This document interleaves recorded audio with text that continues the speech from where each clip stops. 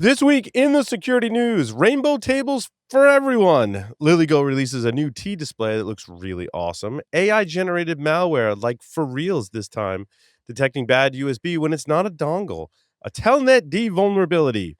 Google Fast Pair, and how I took control of your headset. Should we make CVE noise? Exploiting the Fortinet patch. DIY data diode. Bambu NFC reader for your flipper.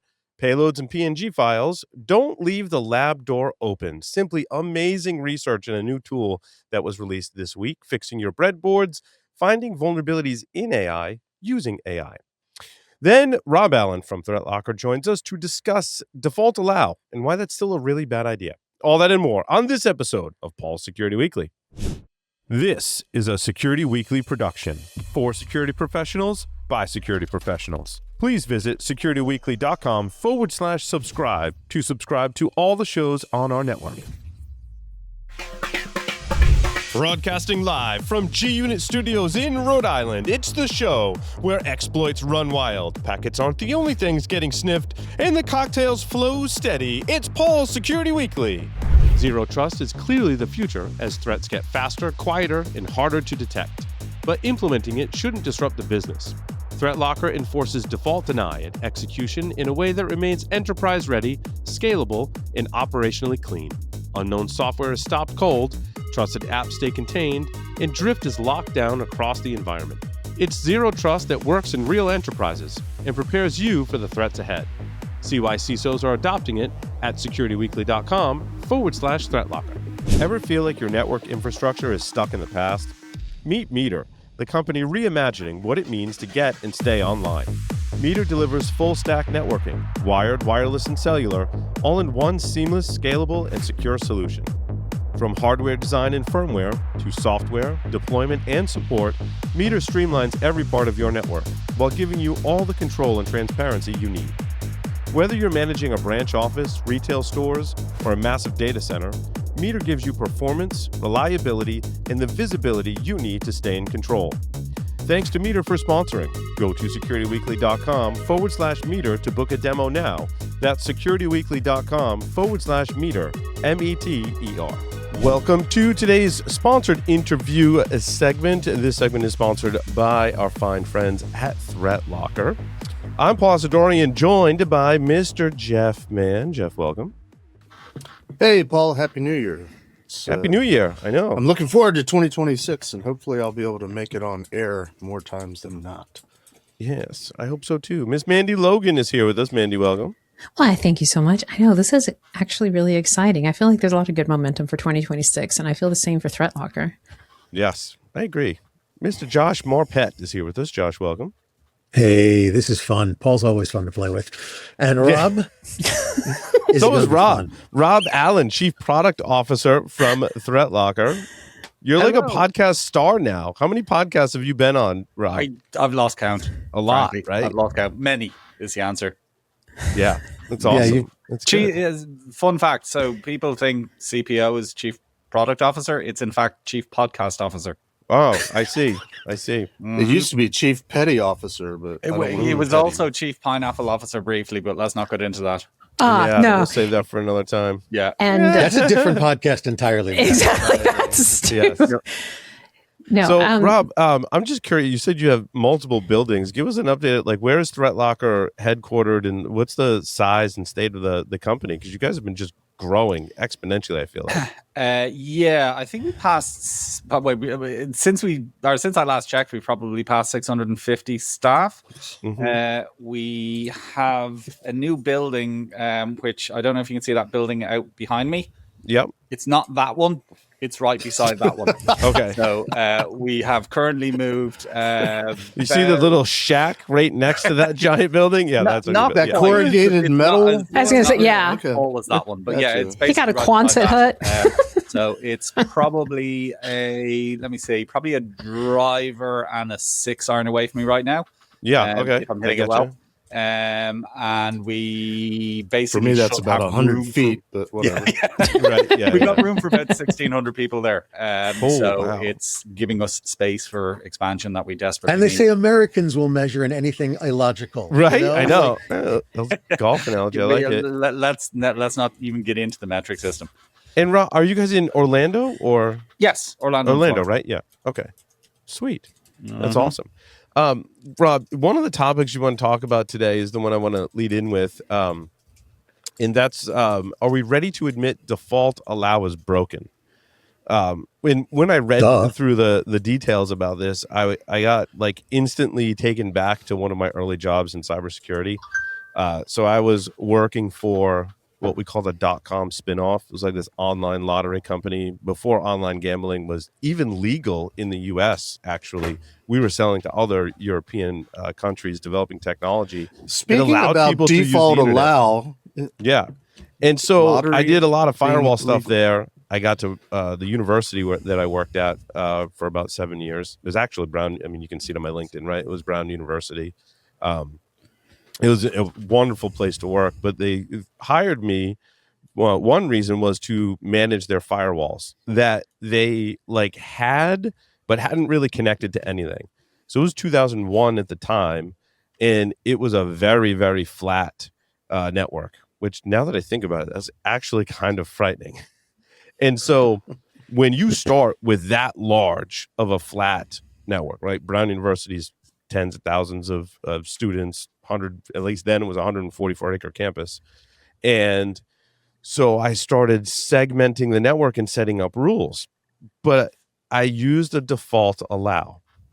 So I'd set up a segment here, a segment there, and then I'd start restricting traffic between them, but not restricting. I would monitor first and then go and then start building my rules, right? To go, okay, I want to allow this traffic. I want to allow this traffic.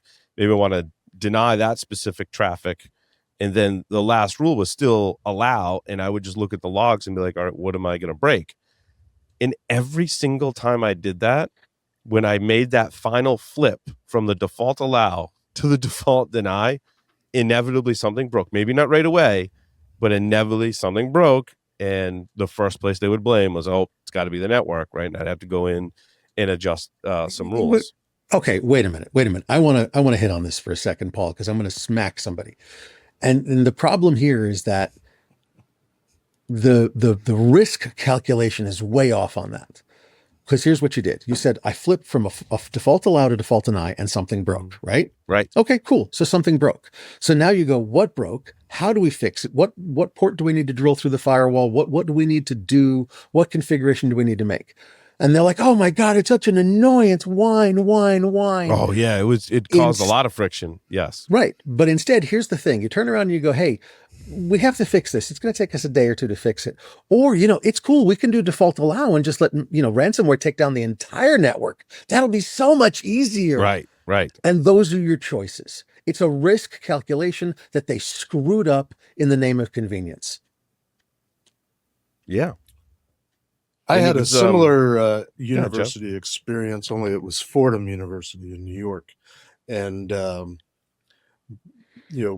as an advisor consultant trying to help them architect a secure network, I wasn't working for them. We simply, I wasn't an employee of the university. I don't know why that's funny, Josh. We simply said, do the default allow, lock everything down, wait for the phone to ring, and then have the people justify what it is that they're trying to do to make sure that there's a business need for it. So that's just adding a layer to what you were saying, Josh. Yeah. What's scary though, Paul, is how this conversation is still relevant 25 years later. Dude, so well said. Because we got back in the day, we called it the whitelisting and blacklisting, right? And there was actually products that were brought to market. I don't think that terminology came around until mid 2000s. Yeah, I think you're right. Because I remember meeting with like early AV companies that have since gotten bought up, several times over. And the newer technology around that time frame was this like whitelisting approach where and I think the way those products worked, Rob, was different from ThreatLocker, right? Like they would just be like, this is what we think is all the good stuff. So we're just going to allow that and block everything else.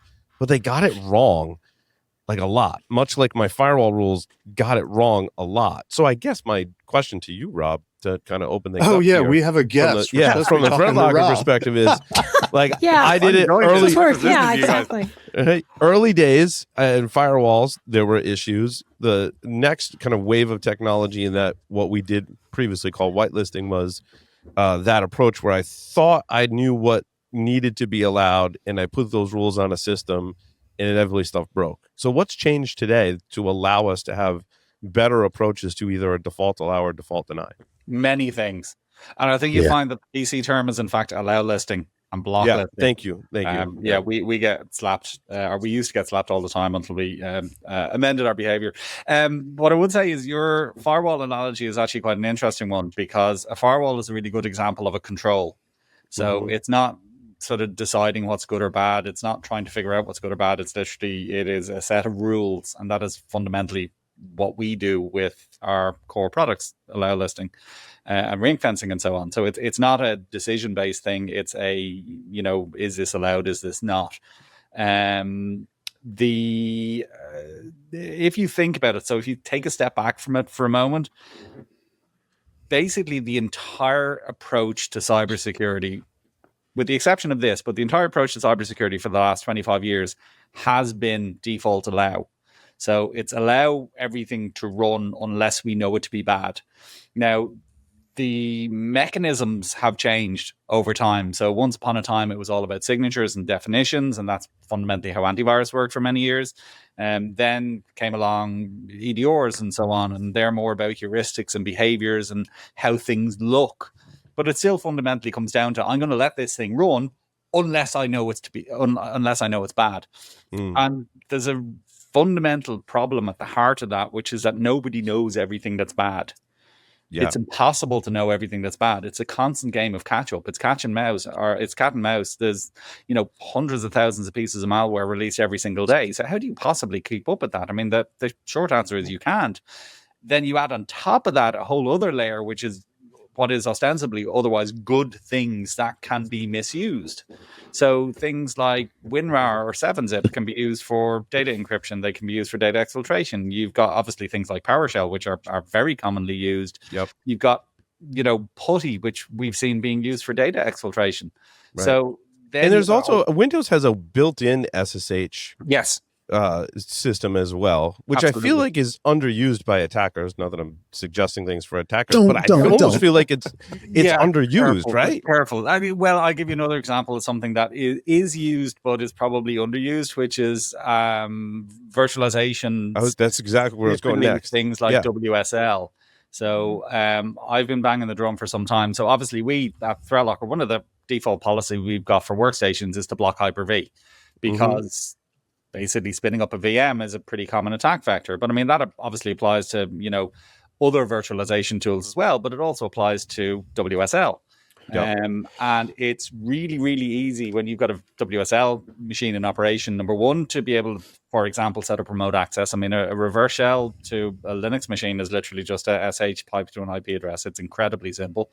And when you've got a WSL machine booted, you can basically access the rest of the file system.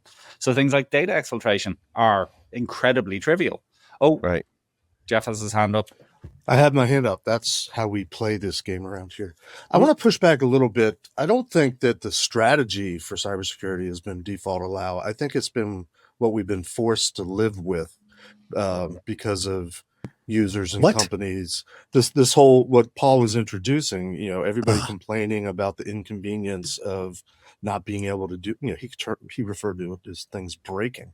So my question for you, Rob, is how has ThreatLocker overcome or addressed or spun the whole notion of the pushback, you know, trying to win people's hearts and minds to the concept of default deny instead of default allow?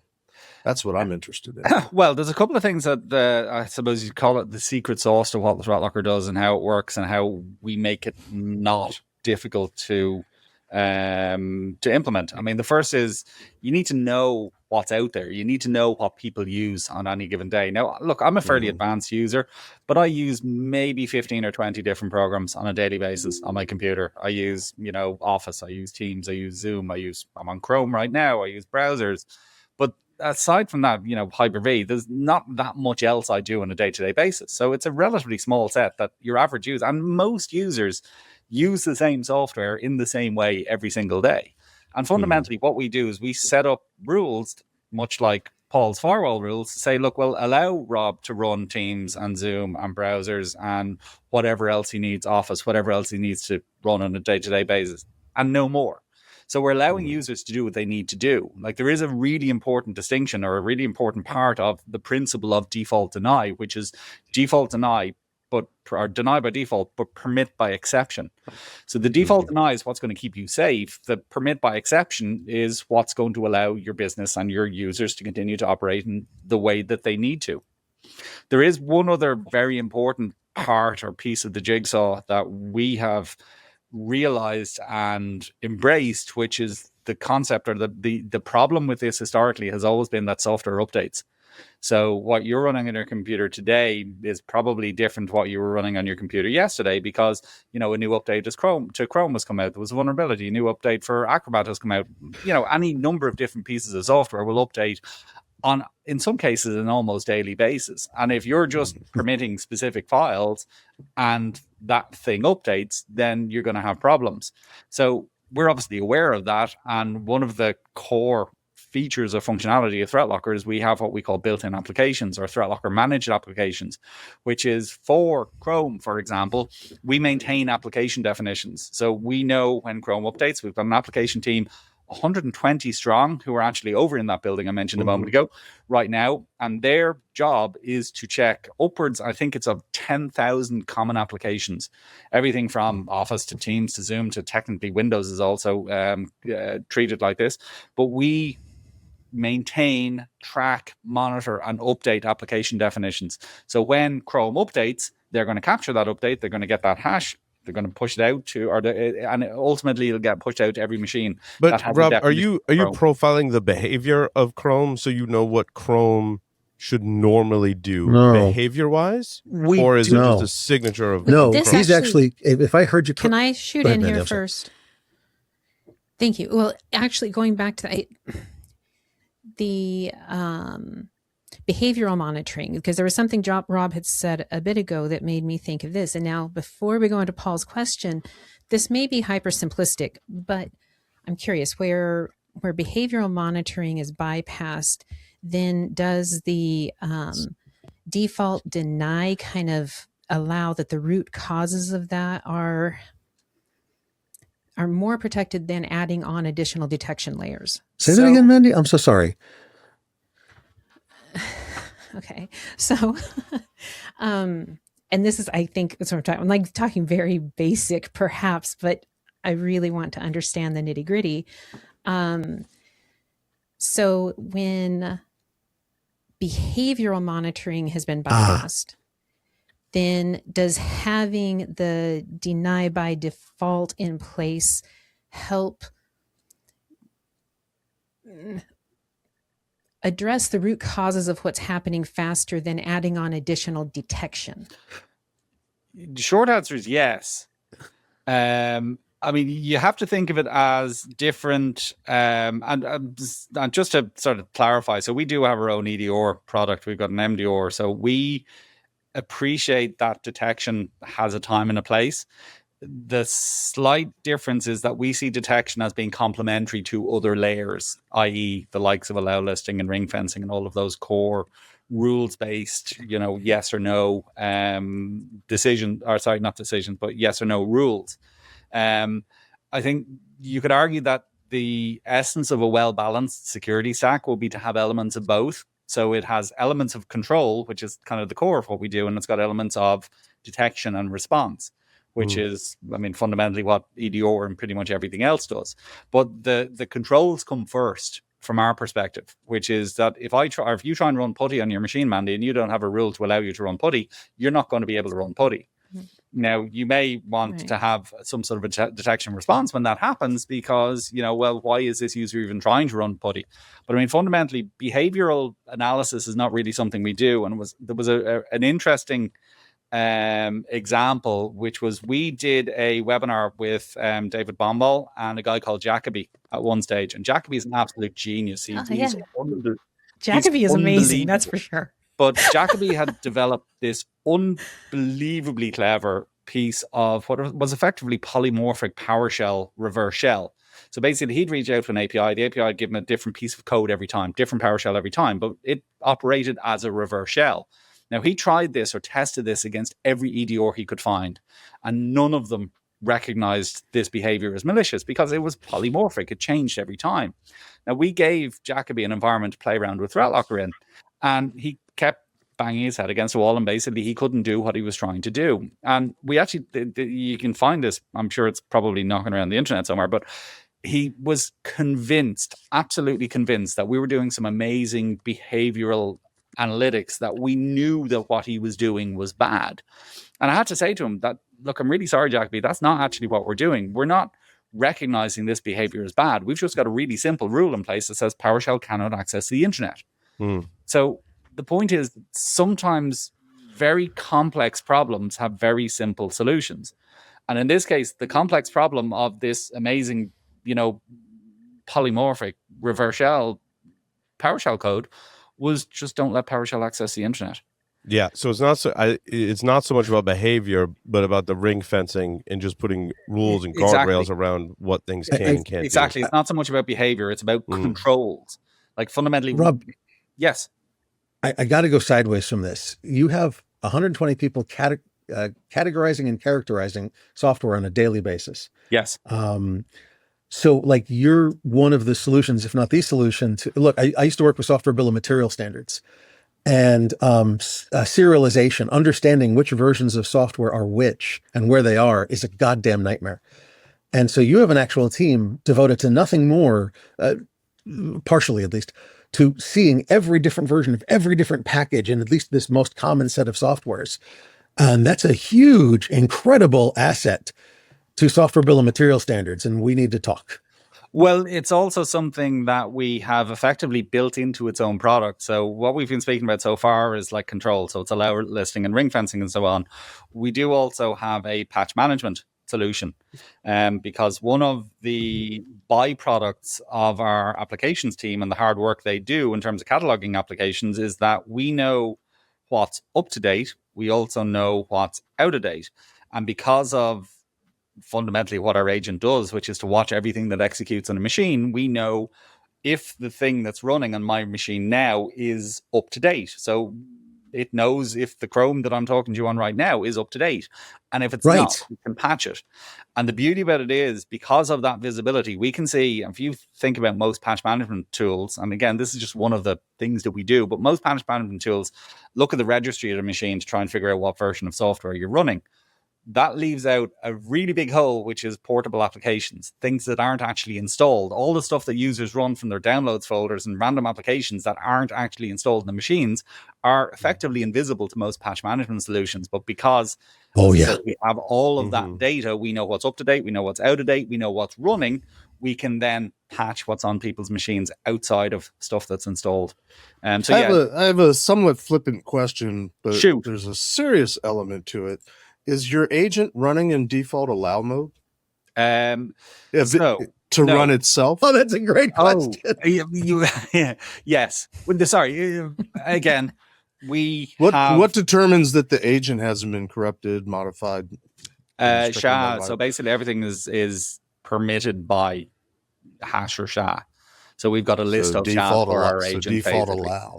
I wouldn't go so far as to call it default allow. It's that we allow these files to run in the same way as that in most environments, we've got all those files, which are all the software that people need to use on a daily basis. They're all allowed to run. Equally, we have SHAs for our own files that we will permit ourselves. But Rob, apologies for the somewhat loaded question, but it was a curiosity. But I want to go back to when an application changes behavior. Because this is something I've observed on Android devices that get apps that are put there by whoever created that particular Android distribution. And when you do like forensics on it, I can say, well, this app, looks benign right now. Then it doesn't auto update. That application changes. Then I do the same analysis and I'm like, this app is malicious. It's reaching out to China. It's collecting information about my system, about my network, and shoveling that back. I'm like, this is malicious now, and that was different from the previous version of the application. So I guess when we want to protect enterprise desktops, let's say, I think a browser is a bad example. Maybe a better example is VS Code. VS Code and its extensions could be good, but the user downloads another extension or updates an extension. That extension starts reaching out and grabbing keys and sending them off somewhere. I'm assuming it's the ring fencing technology, Rob, that prevents that bad behavior, right? Yeah. So ring fencing is basically the logical extension from Allowlisting, or rather, it's an appreciation that Allowlisting alone is not enough, because otherwise permitted applications or otherwise good applications or things that you may unfortunately have to trust can be misused. So the point is with ring fencing is, okay, well, we're going to take care of what can run and what can't run. We're going to allow what needs to run and block everything else by default. So again, that's what's going to stop things like ransomware from running. But you have to consider things like PowerShell are often used. I mean, in most ransomware attacks, you actually don't need anything else other than PowerShell. You can use it to exfiltrate data. You can use it to give yourself remote access. You can use it to encrypt data as well. So why would you need to run ransomware when you can just use PowerShell? So that's why the other part, or the other piece of the application control jigsaw, and this is one that is pretty much not addressed by any other solution that I'm aware of, is that, okay, this thing can run. Now, what can it do? So what data does it need to access? I mean, in the vast majority of cases, most programs that you run on your computer don't need to access any data. So they don't need to access your documents, your desktop, your network shares, your UNC paths. So if they don't need to access your data, then why would you let them access your data? You don't, is the short answer, is that our approach. And again, it comes back to the concept of the principle of default deny, which is if this thing doesn't need access to my files, then don't let it access my files. But we also, and this is probably just as important, if not more important, is where things can go on the internet. So where applications can connect to on the internet is super important, because again, with something like PowerShell, it's really obvious. So you don't want PowerShell to be able to run remote code. You don't want it to be able to exfiltrate data. You don't want it to be able to do all of the things that attackers do with PowerShell. So by limiting its access to the internet, or again, default denying, only allowing it connect to where it needs to connect to in the internet, then it can't be misused like that. And there's so many different examples of where that is relevant. You know what I mean? Like even the likes of the SolarWinds attack. I mean, SolarWinds attack, obviously they got into SolarWinds. It was a supply chain thing. They managed to amend code.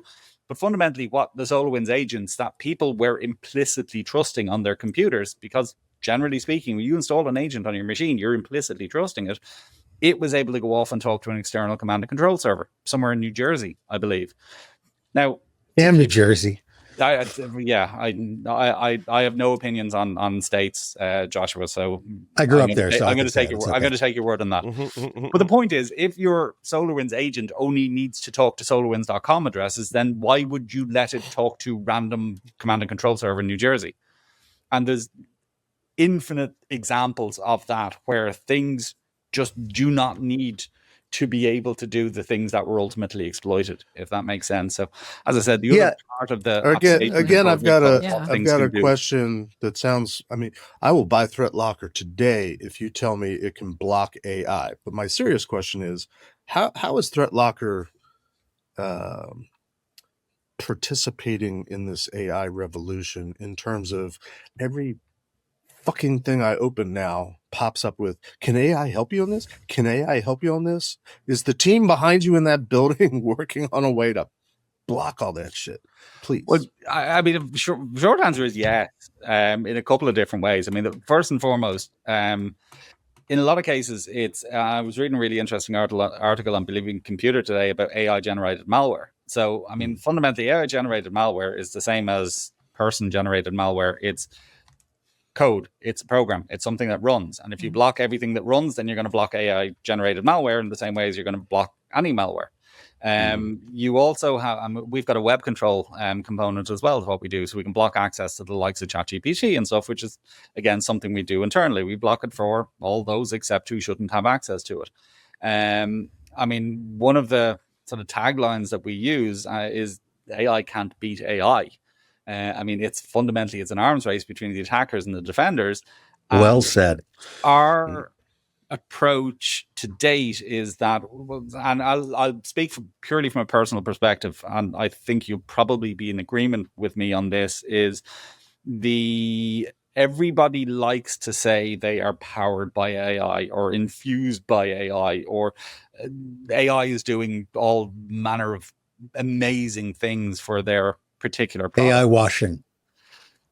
But the fact of the matter is that if you're using AI to make decisions, and that is what most of these tools do, they are deciding what's good or bad based on this infusion of AI. What I know from my own personal experience is that AI will not get every decision right. In the same way as a person doesn't get every decision right. And if it only takes one decision to be wrong for it to be game over. So, you know, I've got this particular file that's doing this particular thing. AI says, yeah, that's absolutely fine. You should be okay to run that. And then you find that that is actually ransomware or a reverse shell or whatever the case may be. So where we, I suppose, draw the line is that we don't use AI in any way, shape or form to make decisions about what's good or bad. And the beauty about default deny is you don't have to.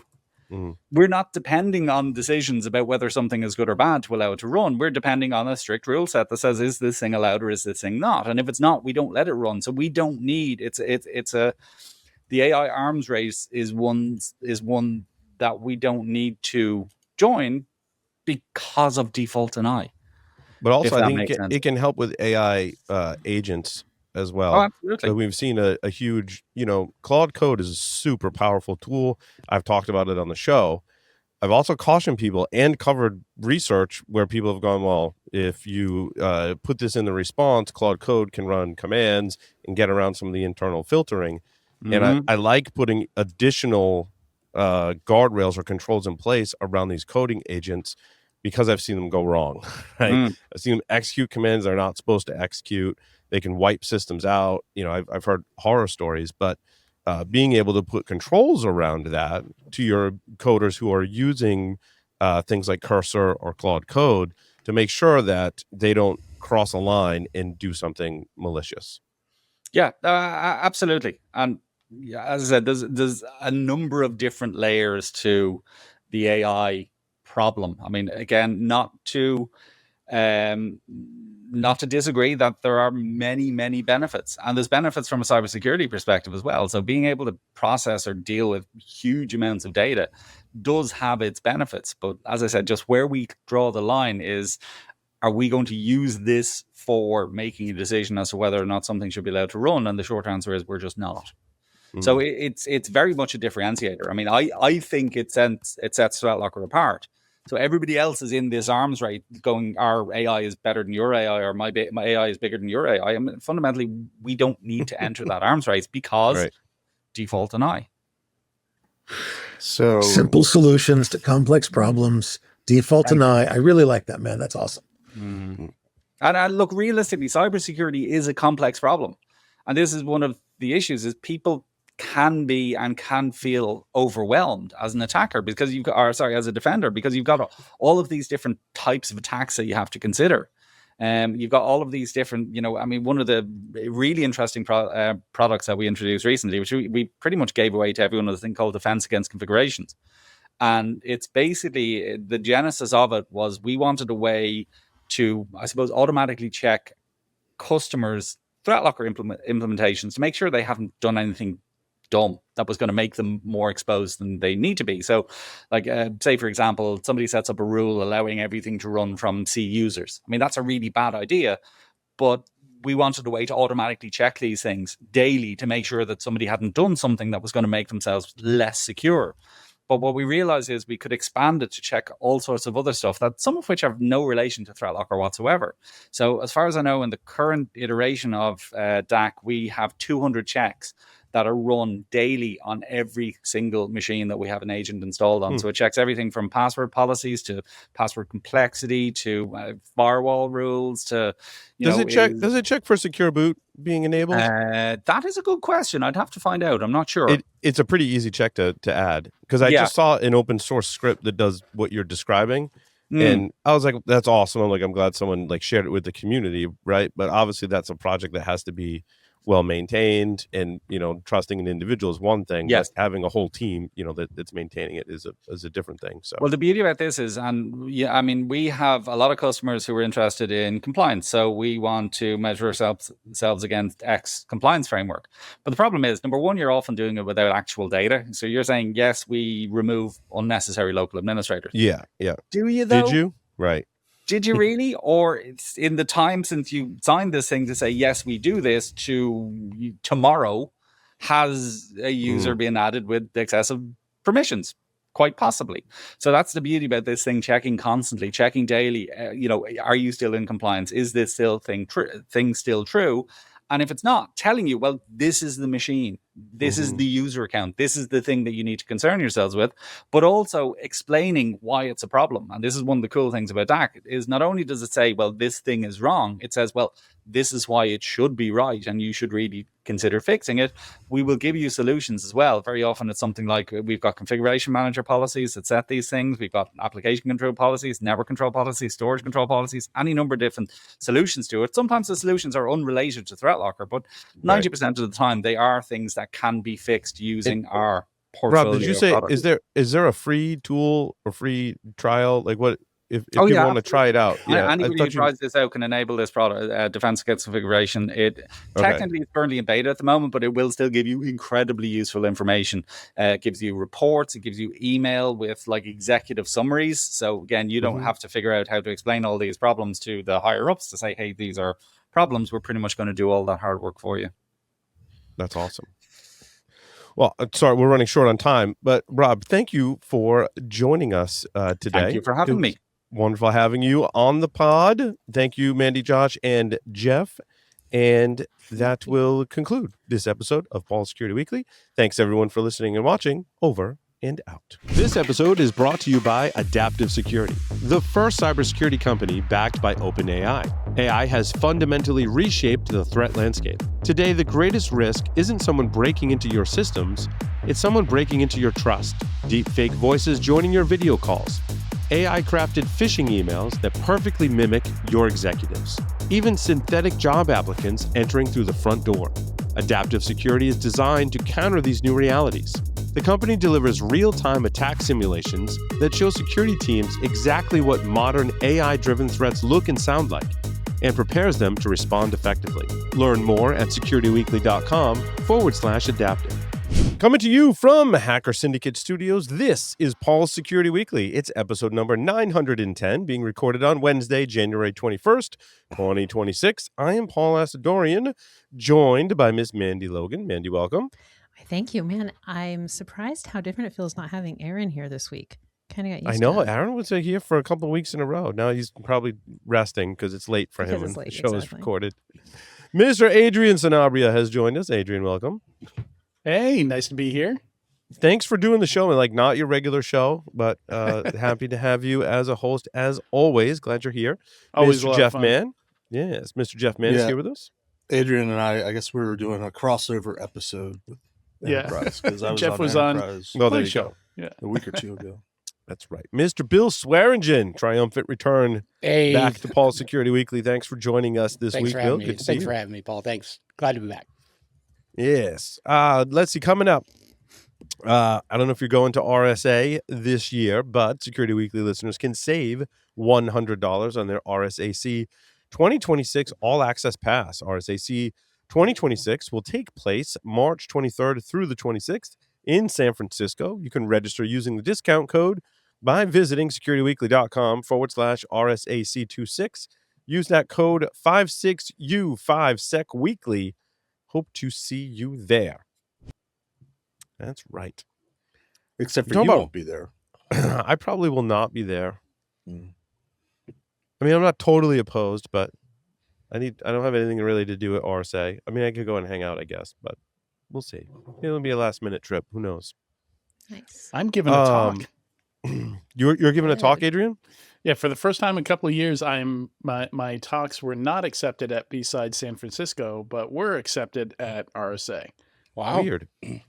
Well, congrats. Does that make you feel dirty or? Yeah, I know, right? I mean, I know, right? I've spoken a lot at both, but yeah, honestly, I just didn't put as much time. It was just I had too much going on, and more time was put into the RSA one than the. Yeah. Well, Also, don't you have I to have submit Adam. like 8 months ago or something like that? Yeah, something like Yeah, that. RSA was like, last. It's October? always really early. I think the thing that helped with RSA is I had Adam Showstack attached to it, and so like Mhm. that was like a cheat code for getting my talk through. Yeah. I think he Nice. says the same thing about you. That would be very nice if he did. Yeah. Well, if you're going to RSA, make sure you check out Adrian's talk. What you're talking about?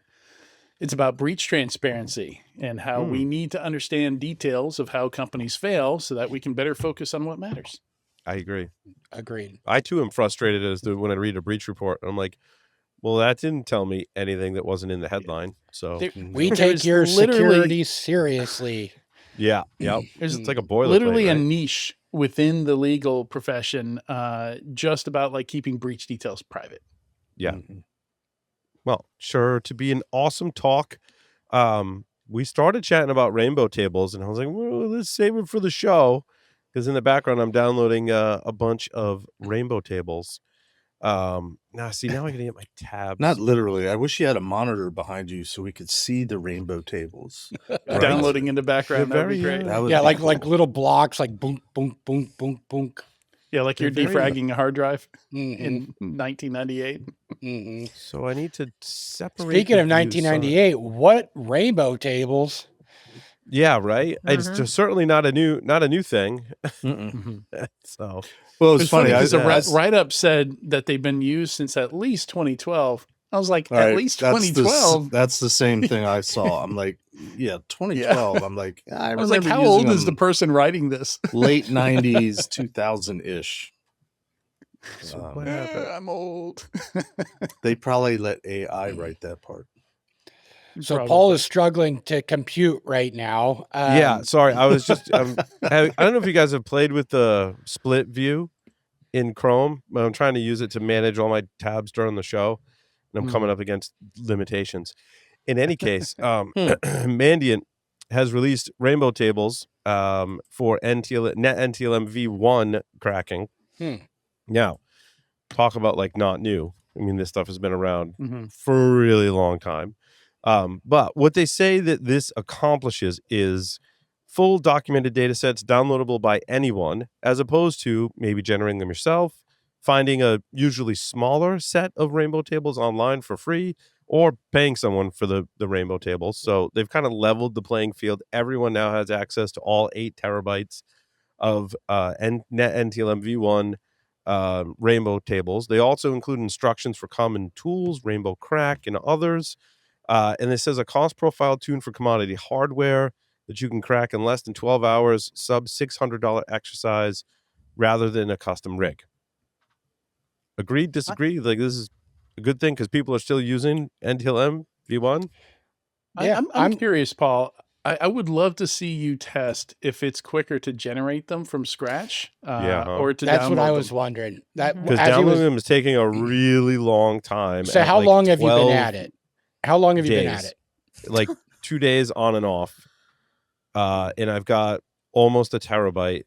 And I believe from my research, it tells me it's 8 terabytes of space. It's going to Are you on a And- modem connection?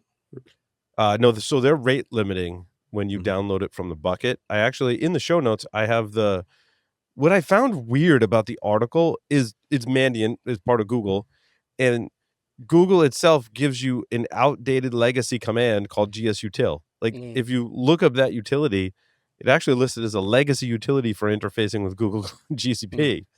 And I'm like trying to install it on my system, and it's like you can't, that tool's deprecated. Like, don't use that package. And so you have to use the other package in the command gcloud space storage, and the rest of it is in the show notes that I'm using to download them. So in the rainbow tables, how many characters does it go out to, and what's the alphabet that it uses? Do they go into all of that? Yeah, the complexity. Yeah, I'm not sure exactly. I don't know the answer to your question, Bill. Yeah, because I think, like Adrian, I agree. I think that'd be an interesting test. You know, like like they can't be that hard to generate, right? And once you knew those two, you know, what character sets are you using and what length are you going, you could probably calculate how long it would take just to make them yourself. Yeah. Yeah, depending on because it'll do like some of the tools will do that prediction for you based on your performance. Yeah. It'll give you like a time remaining. So I have a Now silly question. I just gotta find a 16 terabytes of free space somewhere so I can have the ones I downloaded Have and the ones I generated myself. Right. Yeah. And do it With on the same storage at- system too. So that way Yeah. it slows everything down. With storage at an all-time high. If you don't already have it, you're gonna pay through the nose to get it. We used to say So- storage is cheap. Not Not anymore. anymore. Not anymore. I mean, almost 3 to 4 times more expensive than even like a couple weeks Yeah. ago. It's wild. It's nuts. Jeff, sorry, you were saying something. Well, my silly question is, who still does password cracking? And obviously the bad guys do it, but from a good guy perspective, it's still a thing. Yeah. Yeah, it's still a thing on a pen password test, right? assessments are still a thing. Yeah. On like assessments. Active Directory password assessments. Absolutely. Yep. Absolutely. Gotcha. So still part of a pen test or red team. Still part of a pen exercise. test for sure. Okay. There are environments that just have not changed since the late 90s. I did Yeah, an yeah. advisory Oh, I know that. call for Ions Paul the other day. Mm. And it was all about mapping drives because doctors needed access to data and they had these machines all over the hospital that were already automatically logged in with generic accounts. And then they used Citrix to go into their VDI environment. And they're trying to figure out how to get this data to them. I was like, you guys don't have OneDrive or SharePoint? Like anything other than using a SMB logon share. script to map Right. a drive, right? And they're like, yeah, the Windows Server version we're on doesn't support OneDrive. It's too old to support OneDrive. So Oh boy. Wow. the 90s and early 2000s are alive in the enterprise out there. I don't know how much of the enterprises out there are still using that old stuff, still allowing NTLM, but it's greater than zero. Yeah. Well, I and wanna that's why start- Google wanted to release it to like kind of level the playing field in hopes that more people would switch, but Yeah. I want to put debatable. some money down on this, right? So there's got to be some sort of betting platform or something that we can have. So what's Paul going to do? What's Paul going to do with these rainbow tables? I'm going to put $1,000 on. He's going to complete the download, and then it goes into a box that he has to move in a month or two, right? Right. Like, yeah. Right. Could be. Are you using spinning disk for these? Maybe you can No. store it on Jazz drives. Oh my God. You're not Oh, even I'm using so- spinning disk. Wow. you I'm so shelled out glad. some I'm so cash. glad you asked because I upgraded the NVMe storage on my system, and I'm almost done with that because I found another drive because I have 3 NVMe slots. So I replaced all my NVMEs right before prices went like through the roof. So when all is said and done, I will have a total of 10 terabytes across 3 NVMe drives on my system. Maybe you Full should of have gotten rainbow some of those tables. huge. Full of frame. No, but I also have a 24 terabyte DAS, a TerraMaster, and I have a 20 terabyte. So You I got do have a plenty of spinning room. one. Yeah, a 20 terabyte Western Digital drive that I got super cheap, like $180 or something like that. Yeah. And it's just USB connected. How Yeah. fast So is I your did- network? So I have gig internet up and down. No, I mean like between internally. Just regular, just regular gig. I was actually Yeah, looking at mine new too. switches today to get some 2.5 gig at least. But then I was like, I don't know if my Ethernet adapter. Anyway, but yeah, so I upgraded all my if you could buy them cheap, having those 20 terabyte like external drives is Yeah. great. If you're doing security Yeah. stuff, research, like just having space. Like this one time I wrote a script or modified a script to download a whole bunch of firmware from the internet, and that sits on my drives. And then I have like rsync scripts that sync stuff off of my computer onto each one of those 20 terabyte thing. It's kind of my poor man's backup solution right now until I guess until storage comes down and I can build a proper NAS and put it on my network. Do prices ever come down, or do they only go up? I'm thinking the AI bubble bursts and prices start to come back down to reality again. That's my prediction. I don't know. I could be wrong. It's true though. Usually when prices do go up, they stay there. But God, I hope not. The cost of building a PC now is I know. I also upgraded my graphics card too, which I got for Radeon 7900 XT for like $750. Thought that was a worthwhile upgrade from my NVIDIA GTI 1080 Ti, GT 1080 Ti. Yeah. That was a good upgrade. Yeah. So I was like, I got it like a brand new system now. It's humming along nicely.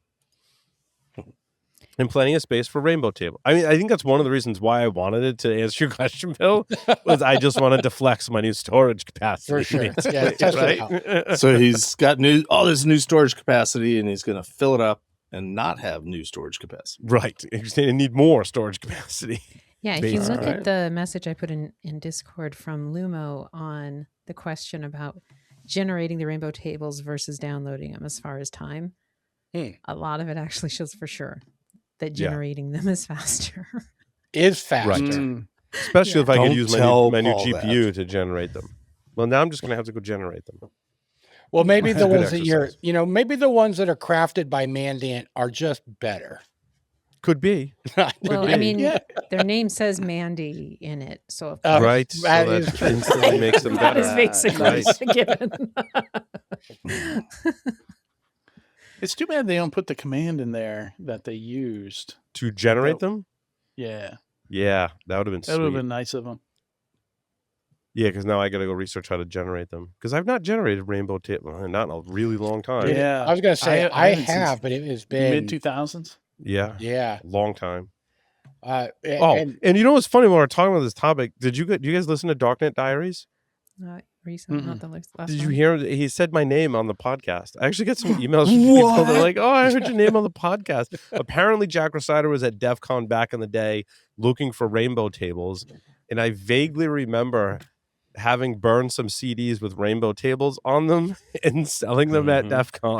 I remember you doing that. Jack was like, days. I kept asking around, and then someone was like, "Oh, you need to go talk to Paul Asadorian." And he's like, I tracked down Paul, and he had already sold out by the time I got there. I'm like, you're probably a real jerk to me. Like, I don't go to wood. Wait. He didn't say I was a jerk. I was worried about that too. I'm like, shit. Was I a dick? I know. What year was this? When were we talking? So it was when. Does it matter? Was it when we had the party? I think it's when we had the party. It was when you and Larry actually worked the table. I remember, you had if you knew Paul, you could buy the Rainbow tables. You had they weren't like out on the table. Like we had them tucked away. Yep.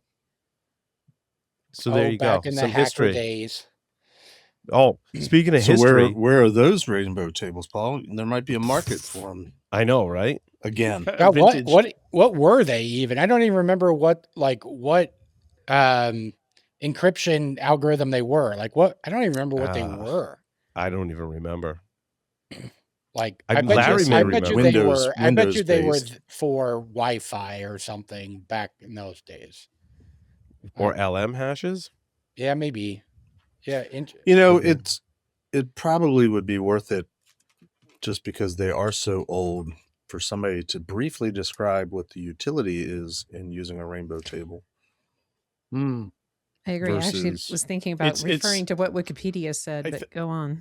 I think the TLDR is it's like pre-brute forced. It's easier to do a lookup on all possibilities for a brute force than to actually do the brute force live.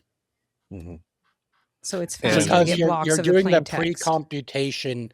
You're doing all the computation in mass, right? Rather than generating a password, putting it through the algorithm, checking it wrong, then having to do it all over again.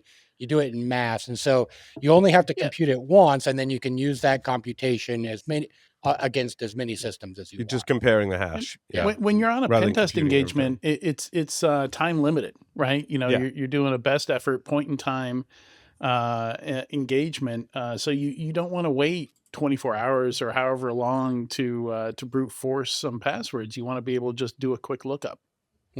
Oh, sorry. Lee Neely joined. Lee Neely joined us. Quick, I think, is relative based on the size of rainbow tables. I'm wondering if there's a, like it's quicker to generate a rainbow table. Is it quicker? No, it was pretty quick. It was seconds.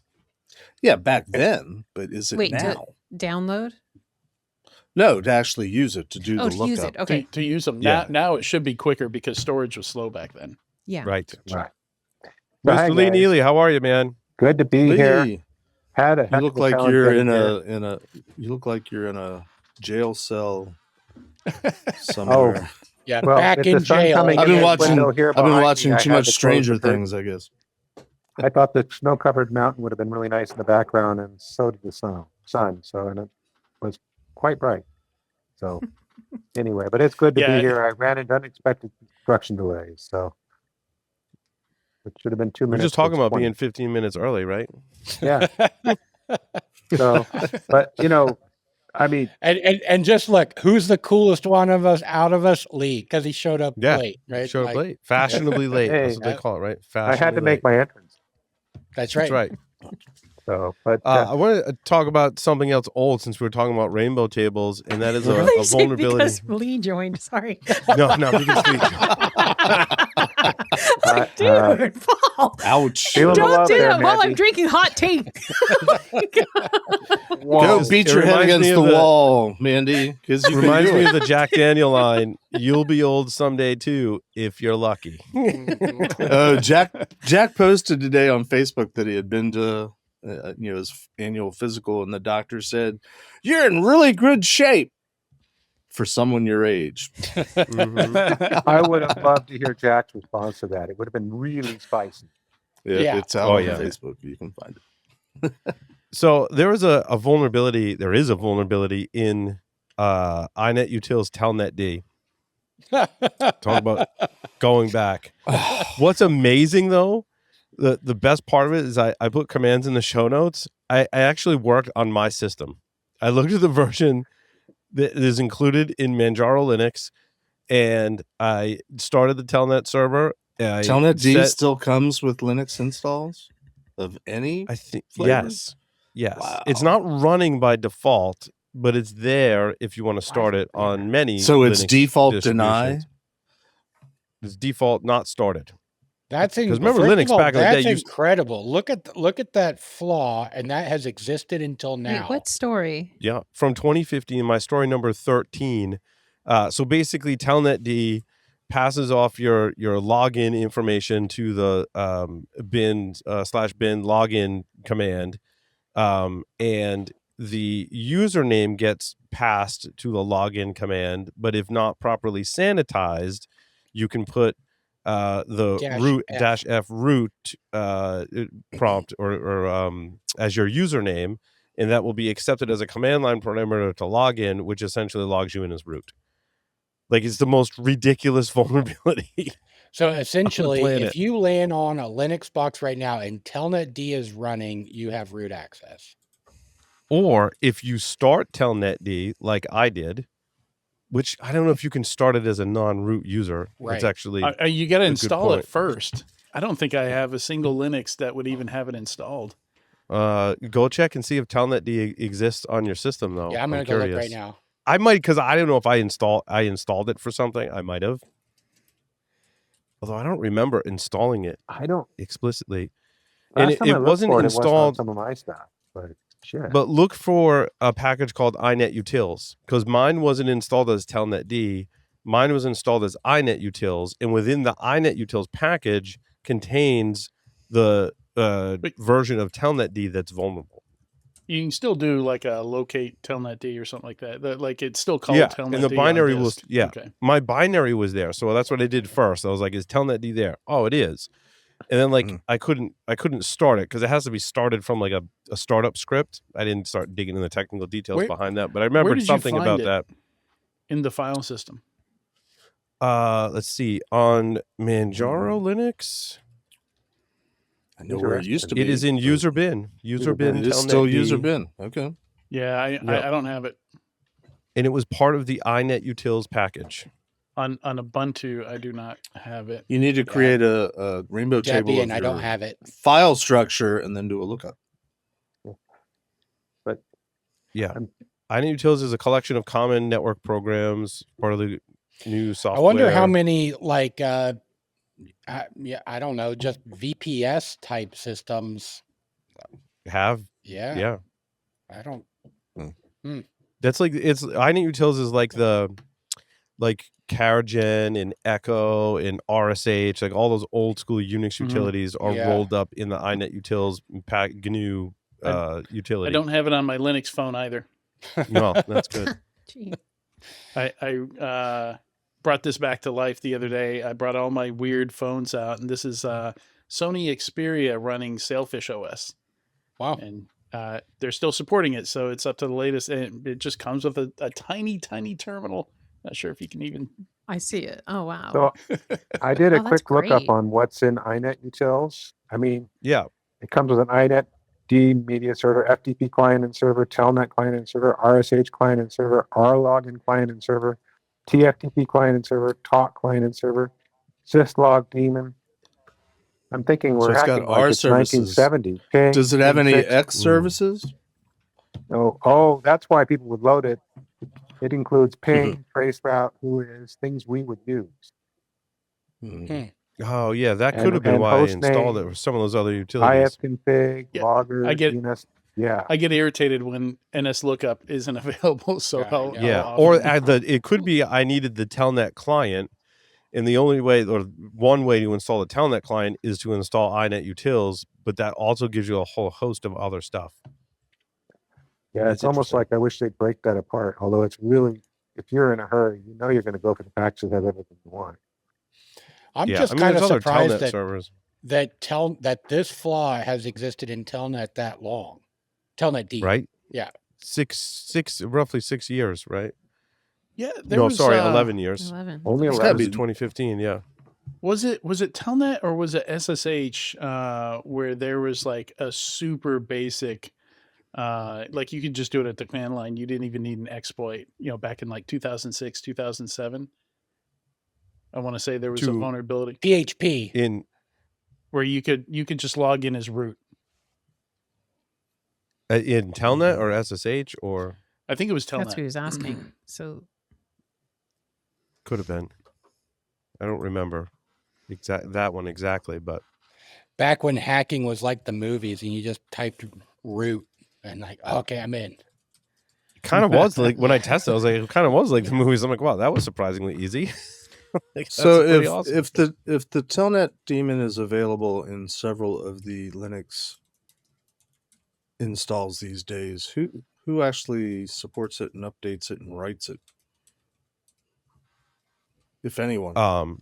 So iNet Utils is an open source project that is maintained by maintainers today. I'm not sure who maintains it. Volunteers. So Telnet is now considered open source. The iNet Utils version. The iNet Utils, which may contain Telnet daemon. The page I looked up on it points you to GNU.org, like bug-inet utils request or bug inet utils. Basically, a bunch of GNU info type stuff. So it's over in the GNU space. And they're calling it the GNU network utilities at this time. So yeah, that's the guys that are maintaining it, guys and gals. Respectable bunch. But it is sure a lot of those old throwback commands that you wouldn't necessarily want today. Well, if you haven't already searched your network for Telnetd, now would be a great time. Yep. Yes. And look for the R commands too, because maybe they're kissing cousins. And look for iNet Utils because it's specific to that project, right? Which is interesting. I think the Ubuntu package is called iNet Utils -Telnetd, but in Arch Linux it's just called iNet Utils. Yeah. So if you installed that, like I did, which I believe was to get like the Telnet client or Ping or some of those other utilities, it comes bundled with a Telnet server. Now, again, it's not started by default, at least in my distro. And in order to start it, I had to be root. Yeah. So I think the local privilege escalation is probably, at least on Manjaro Linux, a moot You point. keep saying client. Like, what does that mean? Well, the Telnet client, as opposed to the Telnet The server. Telnet server. And Telnet we all is the know, server. and all of our listeners know what the difference is between a client and a server, and how those relationships work. Our listeners are today. smart. Our listeners are smart. Yes, I'm just checking because I mean, If they don't, they'll ask AI. right, Yeah. Yes. and hopefully they'll give them an accurate answer. Yeah. If So your system in is Debian, listing on port 23, you should be concerned. yeah. So in Debian, it's the same thing. It's inet. If you try to just install Telnetd, it comes through inet utils -telnetd. So well, Yeah. it's funny you mentioned that, Lee, because I was in KC. Was it just last week? Yep. Hanging out with Bill, and Lintile was there doing Hacker Jeopardy at SecKC, and he had, in Hacker Jeopardy, he had, because he always has a question about Telnet and what port it runs on.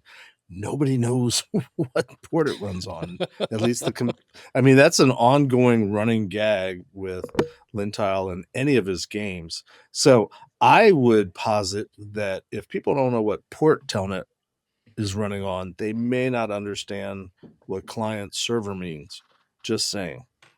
Fair. I think it's an Here I- absolutely great point, and I'm glad that Jeff brought it up. Yeah, and Well, I also think it's good Mandy's that- not sure what it means. But we standardized on I SSH as didn't a more use Telnet secure. extensively in the past, so it's not. Because we largely switched to SSH many moons ago, Mhm. and that is also client server. Still you get had an a SSH still server. had a client server relationship. Right. So if I may, and correct me, you technical experts, if I'm wrong, but in the early days, the idea was there was a server running an application, and it was sort of the master host, and everybody would run a client and attach to the server, and servers, had the server side had much more capability and had more authority, whereas clients could simply just connect to the servers. And I mean, that was a concept early on in the internet, and it still technically exists, but it never really caught on as a thing. And I mentioned it We're because using it now. Browser's a client. we're and the still web using server's a it, server. but I don't think people understand the the phraseology significance, at client least server went away. theoretically. We went to services and we went to daemons and other things that, and client server really got taken over when we had the thick client apps that talk to a server process as opposed to just the Telnet. It is the same thing effectively, Telnet or SSH talking to an SSH Telnet server or FTP init server. But in terms of common usage, I think the client server really isn't what people think of. But they're functionally equivalent. And we had 2-tier client server, 3-tier, middle tier, and all that crap. They're functionally much gone. equivalent, but most of us for most things run the client.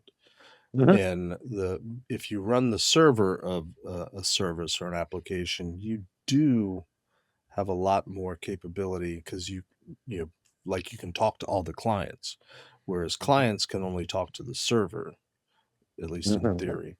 And that, I have a long, boring story. I'm not going to go into it, but that was an issue for one of my clients some years ago because they set up a secure shell product that was, I'm going to give you the Reader's Digest, that was basically, it was set up to let people still run Telnet because everybody was freaking out. You can't turn Telnet off. But this particular secure shell product would listen on the Telnet port and magically convert all the Telnet sessions over to secure shell, unbeknownst to the users. And that made a big difference if it was client or server. Does the audience know what Reader's Digest is? Yeah, I was going to say, raise my hand. What's Reader's Give them Digest? the short version. Yeah. Give them the my Reader's goodness. Digest version of the description for Reader's Digest. How That many all of us kind of had subscriptions references- to Reader's Digest? I remember it back in the day. I think my parents had my a subscription. grandparents had it for Also, sure. no Telnet D on this little Linux guy that I've got. Yeah. Oh, nice.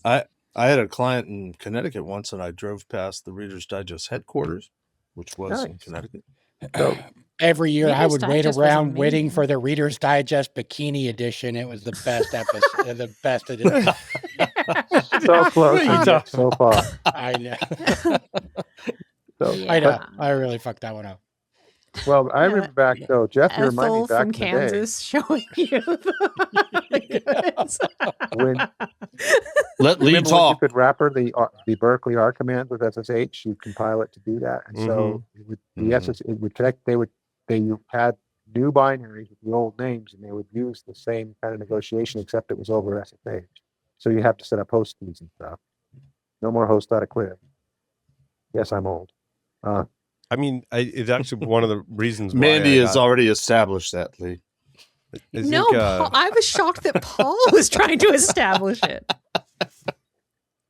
So I don't early in contest my it. career, one of my first projects in like 2001-ish, 2000 timeframe, the Telnet was still heavily used in the environment.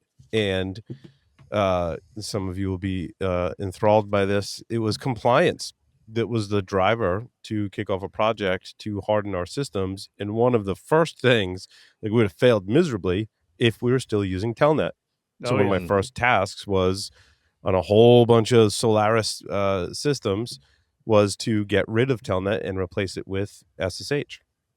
I feel like we need to bring that. kind of came up in my compliance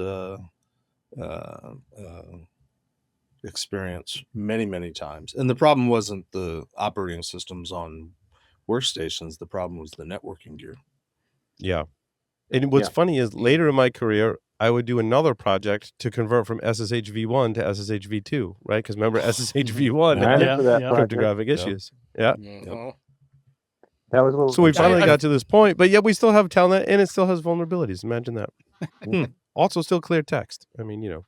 Does I it feel matter like if we it need has to vulnerabilities extend when that. it's clear text? Mm-hmm. You remember I wrote a blog post a 3270? while. Had the IBM 3270 emulator built into Telnet. So you could Oh work yeah. with My other mainframe. funny story about that is when I first sniffed that traffic, it was EBCDIC from a mainframe using Telnet, and I thought it was encrypted. I was like, "What is this 1,000 weird bonus encrypted points Telnet?" if you know what EBCDIC Oh, yeah. stands for. Quick to Oh. Google. Oh, I man, do not. I'm not got going to it. be able to remember that. I don't. I don't I've know never either. even I'd heard have to that Google. before. No, but while they process, You've never heard of that- EBCDIC? Uh-uh. You're a youngster. Man, It I'm was old. just Yeah, like a it's- different if- character if- set, right? Like it's not ASCII, but it was EBCDIC. it's instead of ASCII. Yeah, it's just a different encoding. But it's if you never worked with mid-range systems, I don't think you would have come across it, or like mainframes. Yep. It was 8-bit Now character explain coding, what a mid-range extended system is. binary coded decimal interchange code, EBCDIC. So catchy. How could I not remember that? Rolls right off the tongue. Say it again, please. So catchy. Extended binary coded decimal interchange code, EBCDIC. So I It was was going from to say, IBM. It was an IBM See? version of ASCII. And it was 8-bit instead of 7-bit. Remember, Telnet was originally 7-bit. Wow. Gee. Yes. So I did find, Paul, that other one that I was thinking of. It was CVE 2007-0882, and it was particularly impacted Solaris and SunOS, which That's I remember because I was working in a large payment processor, and we had tons. We were a big Sun and Oracle shop, and the exploit was just telnet-l in quotes -fbin, and then the IP address, and that was it. You were in his root. Right. Probably similar vulnerability. Sounds like a similar. You changed the LD vulnerability. library path. So Yeah, that was loading a 2010. different set of libraries so you could load the corrupted or whatever.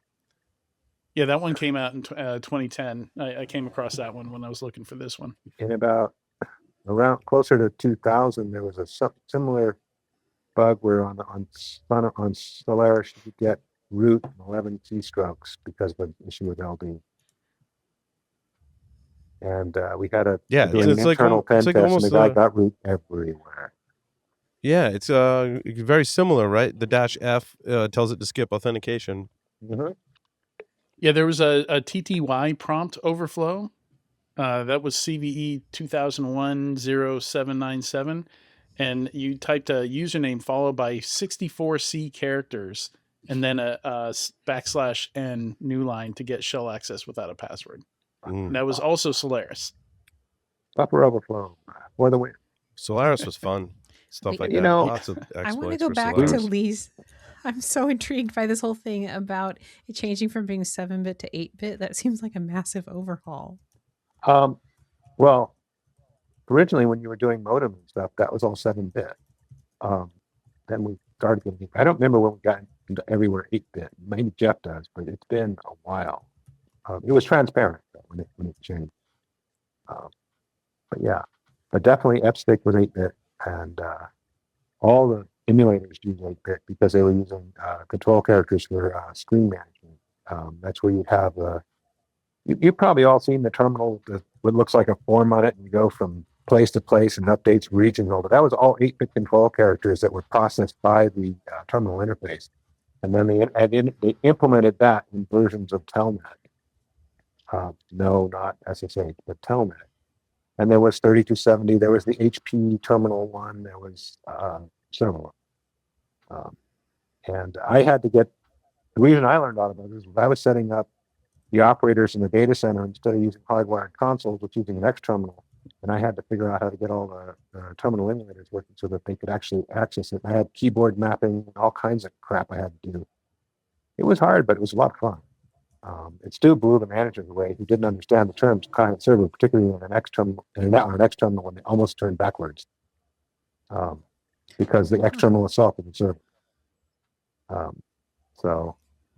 But it worked. It was really cool. It wasn't secure, but it was really cool. At least not And by we No, go it the from sounds more that, mechanical than about security. We go from the good old days all the way to today when we have AI generated malware. Yes. It actually works. And actually, I'm kind of impressed with. I mean, we've talked about AI generated malware on the show before, but it's kind of been late. Like, I think a lot of it is, I don't know, script kiddie is the term I used, right? But it's less skilled attackers that are like, oh, I'll just go use AI and generate some malware. They don't really know what they're doing in terms of prompting the AI, but also coding after the fact. This one impressed me. My story number 11 is about the Void Link Linux malware. And it was Checkpoint Research that posted a follow-up to their previous research on this topic. And I said, before you poo-poo this, I think this actually is incredible. Really awesome, right? These attackers, the quote from the article I pulled is about their how they used AI to generate malware. From a methodology perspective, the actor used the model beyond coding, adopting an approach called Spec-Driven Development, SDD, first tasking it to generate a structured multi-team development plan with sprint schedules, specifications, and deliverables. That documentation was then repurposed as the execution blueprint, which the model likely followed to implement, iterate, and test the malware from end to end. No, ignoring That's the malware. the right way to use sounds AI. like something you would tell us you were doing, Paul. Right, like I don't even do that. Like that would mean that you're actually designing and developing software the right way. I don't do that. I just go ahead and start coding stuff, right? I might put a few comments, before I start coding. But having that spec-driven development and guiding AI, it really, it makes a lot of sense, right? To get better quality code out of AI, you've got to give it like really a large number of prompts and really guide it. And oftentimes I think a lot of us, like myself, get lazy. And we're just like, no, like, go generate that. That's not quite right. Like, go generate it again. But if you were to give it like actual documentation and specifications like we should create when we create software, I think AI can do a better job just like a human can. So, right. But the fact that threat actors did this is freaking awesome. The features of Void Link are insane. I read about those before it came out that it was AI generated. I was like, well, that's kind of advanced. Like it detects what cloud environment that you're in, or if it's in a container environment, it will shift its behavior for that environment. It scans your system and produces a risk score based on what security software you have installed. So if you have any kind of EDR, XDR, CDR, it will actually shift its behavior to not get caught because it knows how to evade some of the detections that those tools have. Cool. It's got 37 different modules. Like it's a whole, it's It's a whole framework. It's got more than Meterpreter and Metasploit almost. Did in terms of like the did they And when was that did they say this released? can be the whole development process took like a week? Oh, probably. That's crazy. Well, and they know this because they found the developer documentation by the threat actors. This is based on intelligence gathering. It wasn't released. It wasn't released. Yeah, it was leaked. We call it CTI, right? That found this level of information and confirmed that not only were we using AI, but how they were using it to create the malware. It uses different ELF binaries based on what kernel you're running. So it'll optimize for that. Well, like everything we would expect from a great malware product, right? I mean, this is well, really have you guys been using sophisticated. Claude Code at all? Like have you been so, you know, and I think that if you look at some of the plugins and stuff that community has been developing, is a lot of that what has really matured, I would say, in the last like maybe 6 months is before you just go make code, let's actually plan out what we're making. Like let's build out that architecture. Let's make those planning docs. So you know, like when you start talking about sprints, what you know, in what order are we putting this in? You know, and then you kind of push it back onto Claude and say, hey, now that we're, you know, like doing this, think about that again. Are we doing it right? And there's this feedback loop where all of a sudden your planning documentation and your architecture and like Adrian, like, you know, like it, well, something like different ELF binaries, you know, dependent on the kernel seems very difficult for, I mean, not difficult, but difficult, but tedious. It's tedious too. Yeah. Tedious is the right word.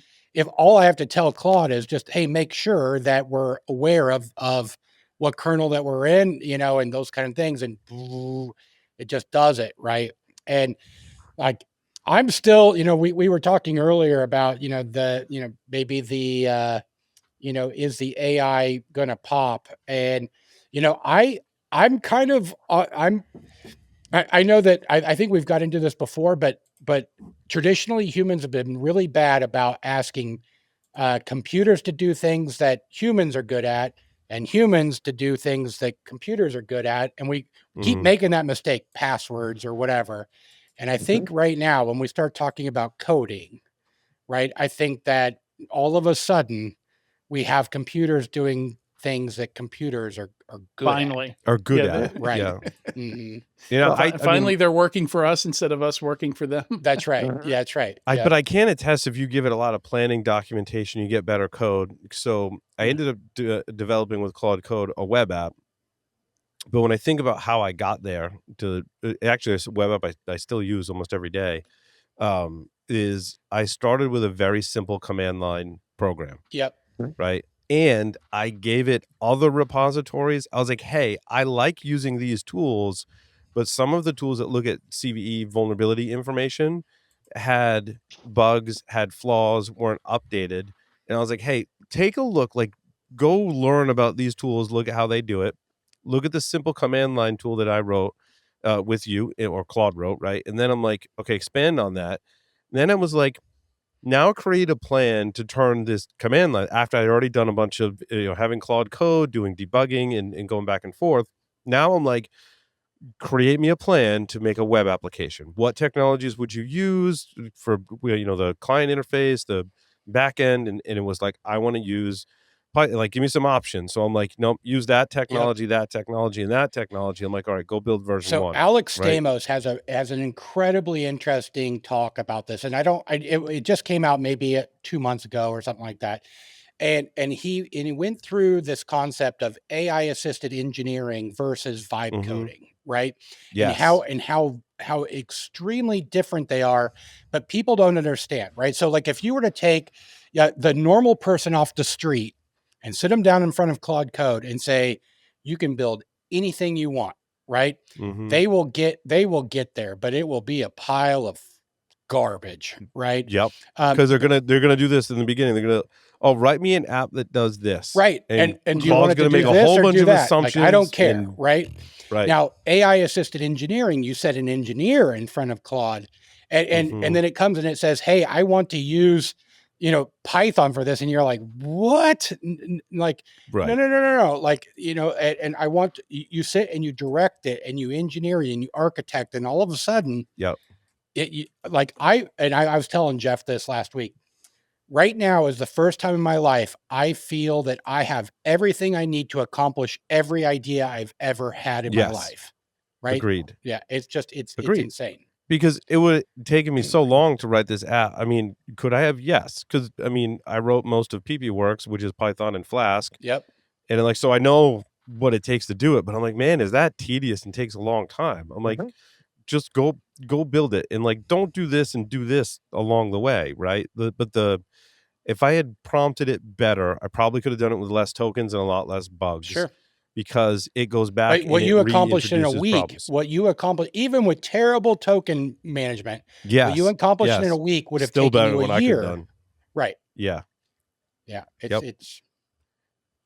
But I still think it's enhanced in the right hands. It's enhancing what we do. Right. It's like you said, Bill. It's taking those ideas and taking care of all the tedious work that would take us a lot more time. And automating that for us, which is great. Well, I would argue if you hadn't made the token management stage, you wouldn't know not to do those in the future. Yeah, it's true. Yeah, we agree.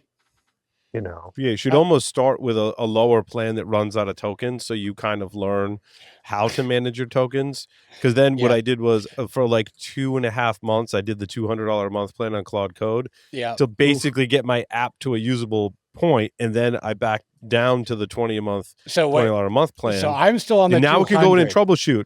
Now I'm like, Oh. go fix just this bug. This is what the bug is. I'm like, I think it's somewhere here in the code. I can even direct it. I'm like, it's here in the code because I chose Python Flask for a reason because that's what I have experience with. I'm like, go fix that one bug. And it's like, oh yeah, so what I like to think of is I can fix that bug. When you run out of tokens, that is the universe telling you, bro, go stand up and walk, because you can sit there for 15 hours, right? And yes. Yeah. Oh, speaking of tools, this person really impressed me. And I'm finding as I get older and more curmudgeon-y stuff doesn't impress me as much. Hey, a quick question before you transition. Yeah. Does Claude understand indirect pointers in C?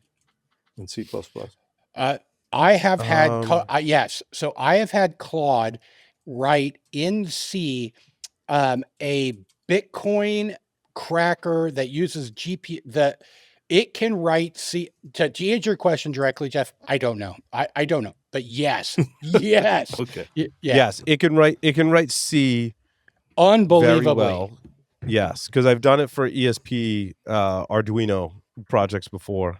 But I was using older, my previous LLMs. I was using a lot of ChatGPT and other things. I'd imagine now with Claude Code and more of my experience under my belt, I could have a much better time building at least C code for microcontrollers like ESP32s. For sure. Go do that, Paul. We'll wait. I need to go start unleashing that, right? Oh, so come on! I bet you $5 you'll have it in the middle of it by Thursday. Right. I'll be back on my $200 a month plan. So my story number 20: when the lab door stays open, exposed training apps exploited for Fortune 500 cloud breaches. The title really doesn't do this justice. So basically what this research shows is that intentionally vulnerable training apps like DVWA, Damn Vulnerable Web App, Juice Shop, and others are often exposed to the internet, tied to real cloud identities, and actively exploited for initial access or full compromise. So not only did the researcher discover that all of us, we all come to this conclusion, DVWA has been around for a really long time. Are there instances on the internet? I mean, yes. Come on, we've all done that, right? We've all searched Shodan for that, right? But this person took it to the next level and was like, okay, but who's running these? Are they in a cloud environment? And if I compromise that instance, I can then pivot within the cloud environment. And then basically, for a lot of instances, they became the AWS administrator or GCP administrator. And they're like, oh, well, what else is in this cloud instance? Now I have all your buckets. I have all your instances. Oh my God. I've got everything. Palo Alto, and a bunch of other companies were they did disclosure with them. Was like, you've got an open bucket, you were running DVWA, and basically now I could own this entire cloud instance. Now a lot of them were like developer instances of the cloud. It wasn't their main cloud account, but it was another cloud account, but still really bad. And they were able to gain API keys. So there's a lot of pivoting that can happen as a result of that. But the other thing is the author of this article then created a tool called SIGINT. And the amazing thing about SIGINT, like I thought, okay, like you vibe coded, or I don't know, AI engineered, whichever one you're doing. I like the distinction. Let's say you vibe coded something in Python that would go find vulnerable web apps and exploit them and give you some reconnaissance. The person took it a step further. And what SIGINT does is you give it a website or a GitHub repo, and it then creates like a JSON fingerprint of that. And then it uses LLMs to go query Shodan and Census and go explicitly find that based on the signature, and then it does the exploitation. Whole job. So it's like you could use now the possibilities. It doesn't have to find vulnerable on purpose apps. You can point it at any website and go find other instances of this application on the internet. I was like, interesting. Yeah. That's really impressive that they built like a really well engineered and thought out tool. Whereas, most of us, and no knock on the rest of us, but most of us are just like, oh, I just want a quick script to, prove my point or whatever. But this person built a really, I think, well architected project that has a lot of capabilities that we can collectively take advantage of in the community. So, and can I just say, autonomous reconnaissance tool uses LLMs to intelligent fingerprint web applications and discover all instances across the internet. It's awesome. Whoops. So help me out, Paul. Like, so what? Let's say, so I would be looking for dev instances, or what? Like, what? Give me some creative examples of use of SIGINT. So he used it to hold on, the thing comes up. So he used it to fingerprint DVWA, let's say, then go scan the internet, and then he's got another add-on that if you attach an API can like geolocate it, so it can tell you which cloud that it's in, so that when you then compromise, if you're able to run commands on that instance, you can run commands to query the cloud environment to tell you who is hosting in that cloud environment. So that's how he found out that, let's see, in his F5, Cloudflare, Palo Alto Networks, all running this stuff. That's awesome.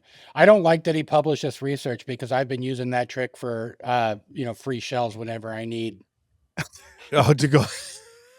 Now we have to share them now. That's what it comes down to. Yeah. So if you got a shell, just be like, "Hi, Bill." There are still, like, I think last time I looked, and maybe it'd been a year ago, but there were still 3 MSF. So Metasploit Web. Remember Metasploit Web, the MSFW or whatever.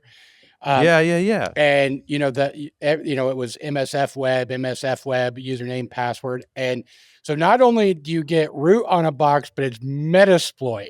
And just like, come on, man, like it just doesn't get any better than this. Like it's just amazing what you can find on the internet. I know. You don't have to scan the internet; you can just go to Shodan. Yeah, that for real. Yeah. And as I was skimming through the article, you get near the end, Pantera talks about things we should do, like not just change defaults, but also scan for the stuff. Don't forget to watch your non-prod environment for shit like this, and watch for the privileges of it. I mean, this is stuff we should be doing, but I bet gets overlooked. I can't tell you how many times. In fact, I could if I went through my breach database.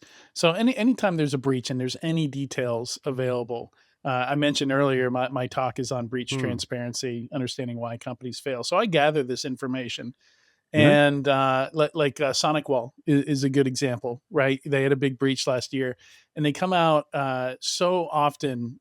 Companies come out and say, "It's okay, folks, just a dev environment, no harm done," and then like a month couple later. weeks later, 6 months later, 3 months later. They're like, actually, the attackers found a way to pivot from dev into prod, impacts all customers. And SonicWall was one of those examples last year. How does production API keys get in that environment? How'd that happen? Yeah. How'd that customer data get in the dev environment? Yeah. Because everybody treats their dev crazy. environment as just like a dumping, like Well- we don't need to worry. This is just throwaway environment. Do whatever you want here. But there's always connections. to other Always. stuff. I would say that not everybody in RC understands all the uses in the non-production environment, or it's not disclosed to them, so they aren't necessarily prepared to defend it, examine it, whatever. Exactly. Pick your adjective. If you knew that you were testing production data in the development environment, it'd be a whole different conversation than, oh, I'm just using dummy data, right? I mean, there's a limit and to that's that. hard. Yeah. So the way I used to separate that, and it's difficult, I should say, to monitor, but Oh, yeah. I treated the development environments, staging environments, and production environments in the, like, different models in my head. The staging environment was treated the same way as production. Yeah. Right.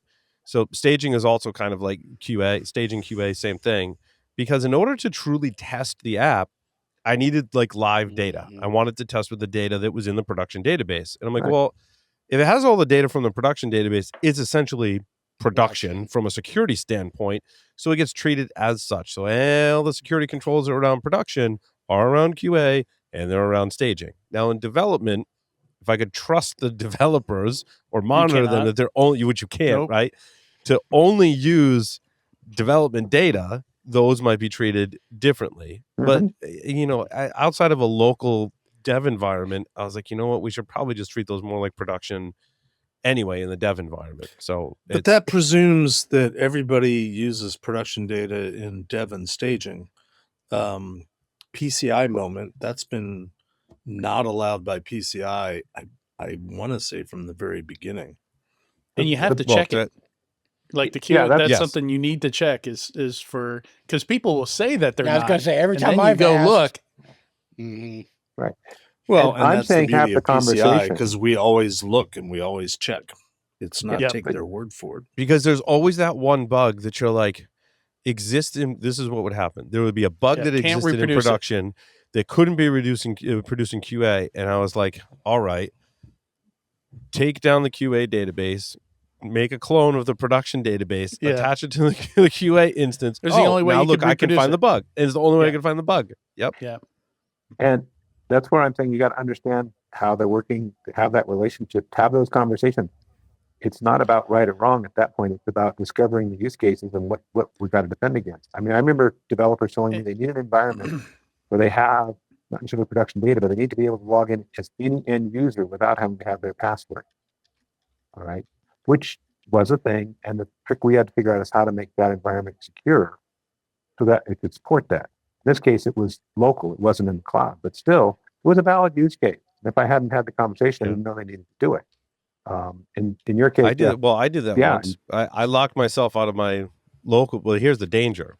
Don't do what I did. I locked myself out of a dev instance, and I was like, "Oh, what am I gonna do?" I'm like, "Wait, I control the code for the dev instance. I can just change the login code so that it accepts anyone's login without checking the password." I'm like, "Oh, I got back into my dev instance. Forgot to wipe that commit out. That commit goes up to production. Oh, and shit. it's a bad day." Yeah. Some of us exist to serve as a warning to others. That's right. That's right. Don't do what Paul does. It's a paradox, So- though, because from a pen testing perspective, nobody wants you to touch the production environment. Right. So they point Right. you to the dev or staging environment, which is supposed to be emulating production, never is, Mhm. and yet they, ignore the man behind the curtain. They do all sorts of stuff in staging and dev that they really shouldn't be doing. Right. So- Well, so- because if you're paying for security products, do you put those in production, dev, and QA? Probably No. not. You probably just put them in production, maybe staging Right. to test it, but you're not paying the extra licensing fees to cover all instances of your app. So this is one of the reasons I call BS on. I have a lot of vulnerability management conversations, and applying asset criticality to assets, I often call BS on, because if they're sitting, like, you can't have mixed classes on the same LAN or within the same security boundary, because if there's something really easy to hack into, sitting right next to something that's really critical. Like, you can't have different rules for each of those, especially if the thing that's easy to hack into has credentials that will get me into the other device. If there's any kind of lateral movement path there, it's kind of BS to say, okay, on this flat network, on this open LAN, some of these systems are high importance and some are low. No, if any of them are high importance, they're all high importance, because any of those other ones can lead to the high importance assets. Right. Agreed. Yeah. Unless you drink the zero trust Kool-Aid. Well, I mean, that would not be like that would be a security boundary, right? Yeah, right. It would be. Actually, each host has its own security boundary in that kind of a context. And you still need to test how well that boundary works. Well, you just said trust but verify with different words. And that's what we did. A lot of us did for a living. We did do that. And that's perfectly fine. I mean, unless you have network edge devices and appliances, then there is no security boundary any longer. Is apparently and you expose the management trend. port to the public internet. That's the trend. Like, in all of the, and even like other appliance-based products from Cisco, we saw the AnySync OS in their what product was that? Oh, their email community. That was an Iron Port, I believe, acquisition way back in the day. Oh my goodness! Is now Cisco Secure Email Gateway, which doesn't run iOS or benefit from any of the security advancements in iOS. It runs AnySync OS, and that has a heinous flaw that's being exploited by attackers. Cisco, I believe, just announced this week that their unified communication, so their VoIP stuff, which also probably came from multiple acquisitions, I would venture to guess. I didn't do the research on that one, but that runs yet a different operating system, but that also has a vulnerability that's being exploited. In the delineation that I'm trying to draw, I actually want to get your feedback on this collectively. So when we talk about, like, at my day job, like what we're going to support and why, and there's this line that is very important to me as to what we support and what we don't, for reasons. And that line is, if a vendor makes a product and distributes it, the software, firmware, and operating system that they control to you, that's one scenario. That's more of the traditional appliance based. When I buy, actually, these Cisco products come as a appliance, physical or virtual. Cisco maintains the operating system and or firmware or underlying Linux. You don't. Versus software that I install as the user on top of an operating system that I provide, control, and maintain and monitor. My thinking is VM, vulnerability management, has me covered, hopefully. When I deploy software in an operating system that I control, I can put EDR on there. I can put monitoring. I can use vulnerability management to monitor and patch management, all that stuff. But when I get a device and or appliance that I don't control or install the underlying OS, I'm relying on the vendor, then I need a different security controls, different monitoring. And that's in my day job. That's where I'm like, this is the things that we should support, because there's that gap in the market. Right. That's why people split up their home networks. I put the IoT stuff in a different segment, right? Yeah. Yeah, because I can't get into I mean, I can get into the OS, but I'm really limited. Depending on what device it is, I'm very, very limited. You don't want to have to hack everything to make sure it's secure. We have those conversations. I'm like, well, we could gain visibility in this platform as long as it's vulnerable. We can just exploit the vulnerability, and that gives us access to the platform. I don't know. They always poo-poo that idea. I don't know why. So there's a tricky piece in this. In a business environment with your traditional appliance, and actually you would do it with both cases you described, Paul. You would be following the guide on security best practices in addition to what you would do to protect the device. I mean, an appliance, you might hire a ring of bulldogs to stand around it to protect it or something, but you'd start by layering their best practices. But when we switch to the IoT things at home that Adrian mentioned, I mean, it's like plug it in, turn it on, I'm done, right? Which definitely heightened. I mean, in the enterprise, if you got a Fortinet FortiGate firewall, yeah, you might have some best practices, but at the end of the day, Fortinet especially, right? They don't. You can't get in the guts of the OS and put EDR and do stuff with it. And then what happens? My story number 16. I question the source of this information. Okay. Because I haven't been able to validate it. But Bleeping Computer is complaining that, or reporting, I should say, that there was a vulnerability actually that I wrote about that was released late last year. This is CVE 2025-59718, I believe. I just want to make sure that's the right one. 718 and 719 are very similar, but it's basically an authentication bypass against Fortinet appliances that if a single sign-on was enabled, you can basically send it a string and you get authenticated, right? Really super bad. You said they 16. Do you mean as, 18 for your story? No, I'm pretty sure it was 16. Fortinet admins report 16. Yeah, report patched 16. FortiGate firewalls are getting hacked. Yeah. So it was 2025-59718 is a 9.8 CVSS score. It's in the SysAkev. Exploitation has been observed in the wild. This feature is not enabled by default, so they recommend that you disable it as a temporary workaround because they patched it. Maybe you applied a lot of people applied the patches because when it was first released, Shadow Server said there was 25,000 Fortinet devices exposed online with FortiCloud SSO enabled. Now there's just over 11,000. So a lot of people installed the patch, but they think they're good now. What Bleeping Computer is saying is customers are observing that threat actors are still exploiting the vulnerability because it wasn't patched correctly. And there's no new patch to fix the patch.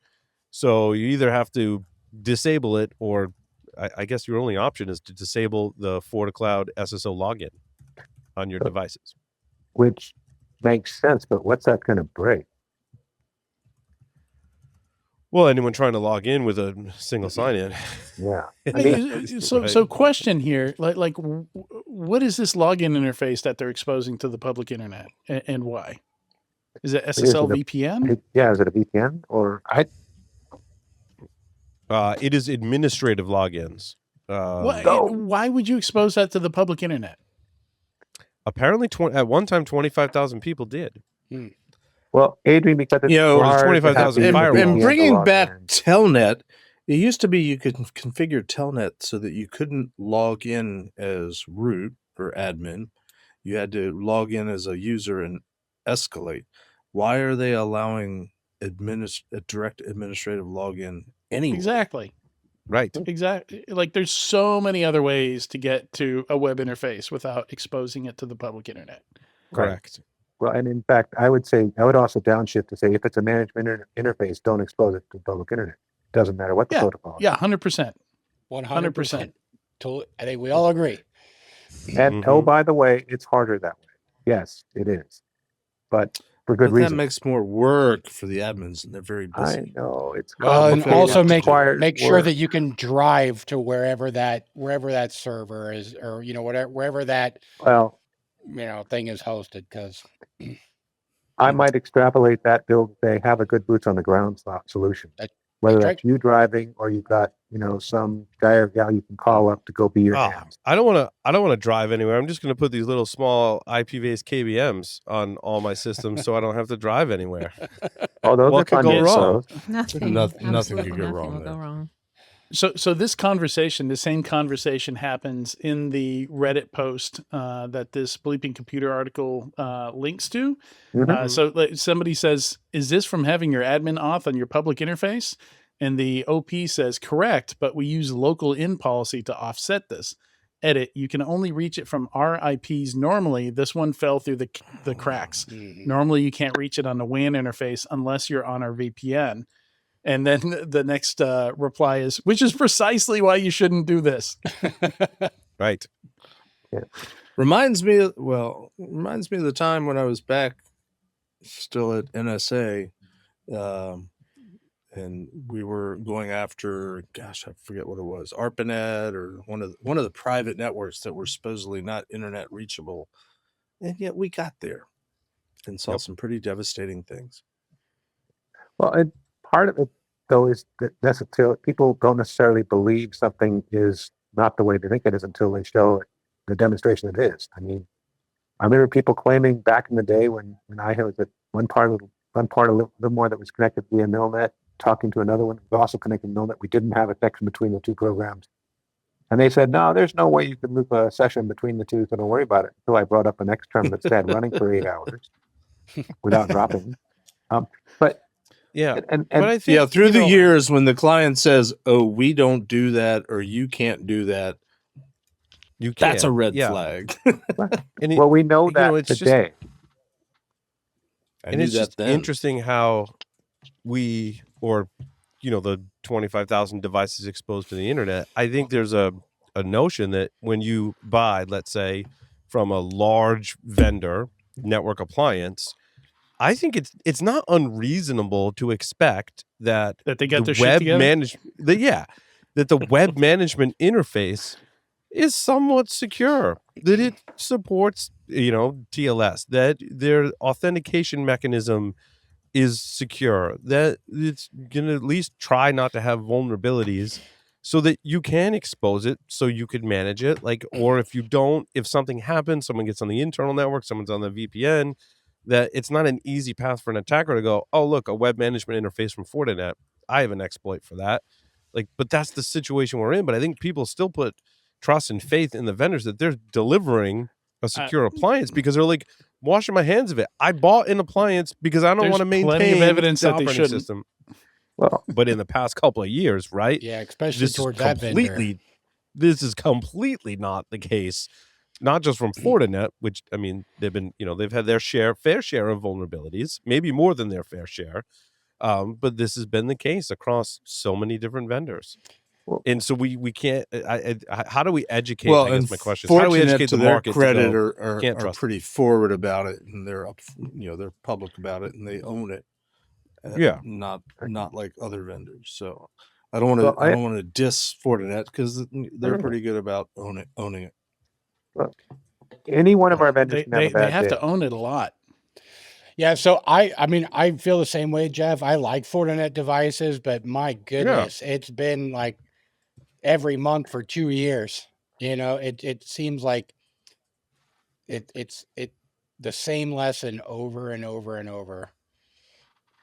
So I wanted to say a follow on to what Paul said. You're asking whether you can do a secure, like a TLS interface, and a lot of people ask that, and the sales engineer may say, yeah, you can. But do we ask the follow on in terms of, well, what do I got to do that? Is it just out of the box, or have I got to go get something, configure? Is it hard? Is it going to cost me more money? Because otherwise, you don't understand the scope or what the maintenance is. I mean, it is a fair point in terms of defending some of the vendors, right? And I'm not trying to bash Fortinet or any other company, but there is some responsibility that is put on the user. While I can't get into the guts of the operating system or put EDR on them, I think to our earlier point, there are best practices provided by the vendor as to how I should deploy them. Yeah. And I think almost every single vendor, when it comes to the web management interface, explicitly states, do not expose this to the internet. Now, the point I was debating before should we be in this position where the web interface for managing these devices is so fragile and vulnerable that I can't expose it to the internet, right? But obviously that's a level of risk that the vendor has already told you should not accept this risk. You should not expose it to the internet. Now, people do anyway, and then it calls into question, who's got the responsibility here? Is it the vendor, the user, or I think it's some kind of shared responsibility that we have. I don't care if that interface is ironclad. I think you still need to be not exposing. I mean, I'd like it to be not having any weaknesses, but I mean, it's code, right? Yeah, but we had that same problem, and again, I don't mean to be picking on Fortinet, but we had that same problem a year ago with their SSL VPN. How do you not Yes. expose the SSL Right. VPN to the internet? And That Palo is Alto's great. Global Protect was the same way. Pulse Yeah. Secure Yeah, from don't Ivanti use was the those same types way. of VPNs anymore. It reminds Right. me of That's the when short- Windows NT back in the day got what did they call it? C2 certification from NSA. So it was lauded as the first operating system to ever get NSA certification, C2 certified. The caveat was it was only certified if you didn't plug the system into a network. That's hilarious. Wait, So- before we go on, like on that, when you're saying Yeah. the C2, is that the same thing as referenced in the what is that? The void? What's it called? The void link article? No, it's not command and control. I don't know. I Yeah, mean, it that's was the different. NSA certification, so maybe. It was an early NSA certification program. They were trying to certify operating systems, Okay. and they gave C2 certification of Windows NT as long as it was standalone. That makes more sense because in this reading the material Windows acquisition, NT, like by the second way, step. was Microsoft's attempt at coming up with a networking relevant and ready operating system. So Windows And NT, NT stood for New technology. new technology. So back It's a lot when- easier than back when Epson. there was two different flavors of Windows. There was Windows 95 and there was Windows NT. God, and you would pirate like the Windows Server Enterprise Global whatever. I'm like, oh my God, I've got the Windows Server Global The Enterprise. data center Server. edition. Data center. Win 2000 had a data center edition. Yeah. so I think I still have the install CDs for Windows 2000 because we bought the license. I think they're Jeff, they're in my cabinet over there somewhere. Jeff, Yes. help. I'm remembering back in the day there was also a C2 config for SunOS. And I was trying to remember if that was pre-NT or not. And that was the one where it split the password file into the password file and the shadow file, a bunch of stuff like that. Remember that? If it was, I don't remember specifically, but if you're referring to it as SunOS, it predates WinNT because Sun rebranded SunOS as Solaris. Correct. 4.2, The Solaris 4.3. 2.0, aka. Yeah. It was Um, SunOS 5. Did you guys read Jericho's latest article? Shadow I did. Ghost Oh. and Phantasma, whatever vulnerabilities. I I thought did it was Jericho writes great articles, great insights, especially on a lot of things involved with vulnerabilities and the CVE database. Now I'm pulling this one Which out of number is this? context. My story number 5. Well, in PBWorks it's 15. On Got the it. website, I'm not. Yeah. So On the in the website, article, it's keep talking. 17. Jericho.blog. Yeah. So Jericho says It's if there was a 17 on the web. Yeah. If there was a CVE assignment for every known or documented insecure behavior, means one for every router with HTTP is the non-default option, any software that offers FTP, even if not a default, etc., the amount of noise would make CVE even more worthless than it is. Now, again, it says a lot of things. I'm no knock on Jericho. I'm just pulling this out of context for pure discussion. My gut reaction was I kind of disagree. I guess I'm in the camp of more CVEs, the better. Like the way to get eyeballs on it, the way to get actionable results on a vulnerability were is to consistent. have a CVE to hold people accountable, to be able to track it. So the report says you're vulnerable to this. It's assigned this CVE number. It's got this severity.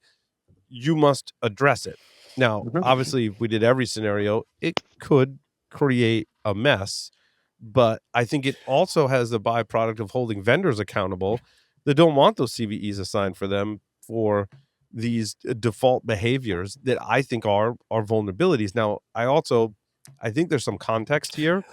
Well, let me ask you a Like, question, Paul. how do you contextualize this? How do you go, well, for this KVM device, for example, this default behavior or this vulnerable behavior is really bad because it means physical access.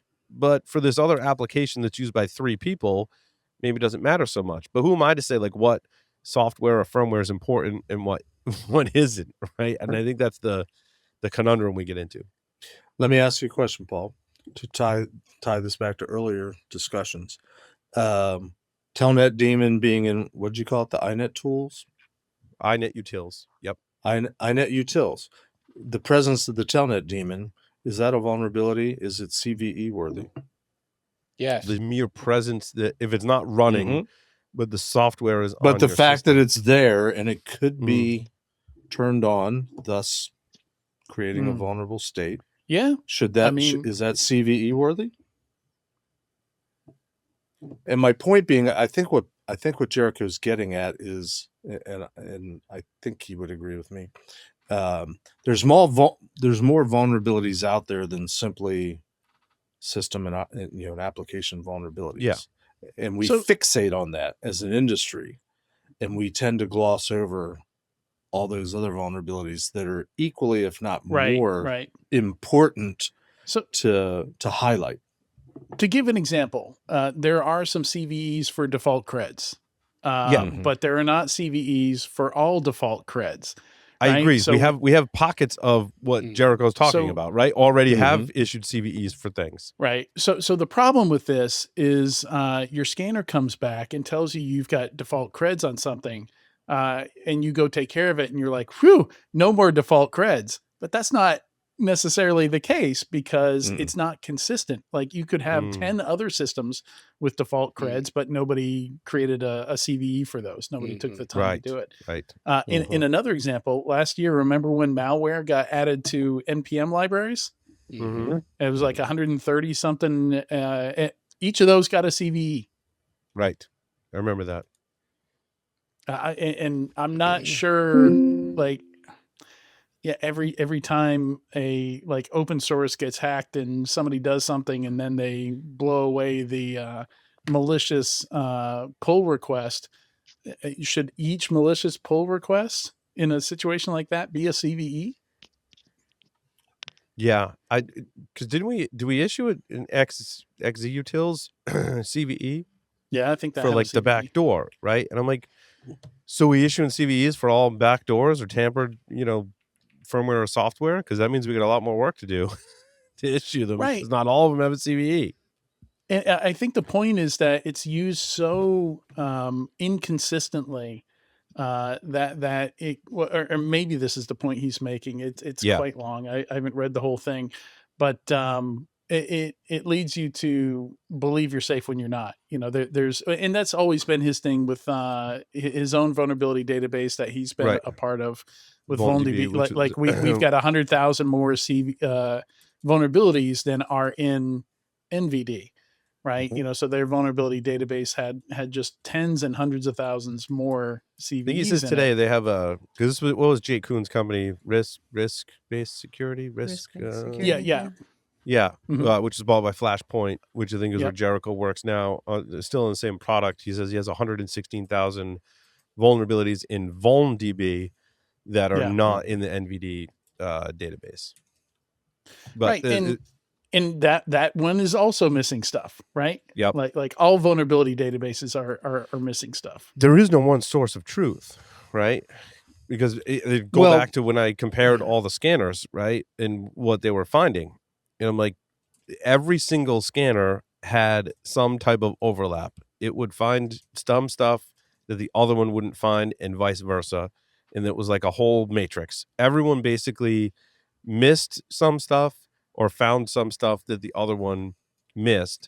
But couple that with, there are checks in vulnerability products, even open source, that aren't tied to a CVE.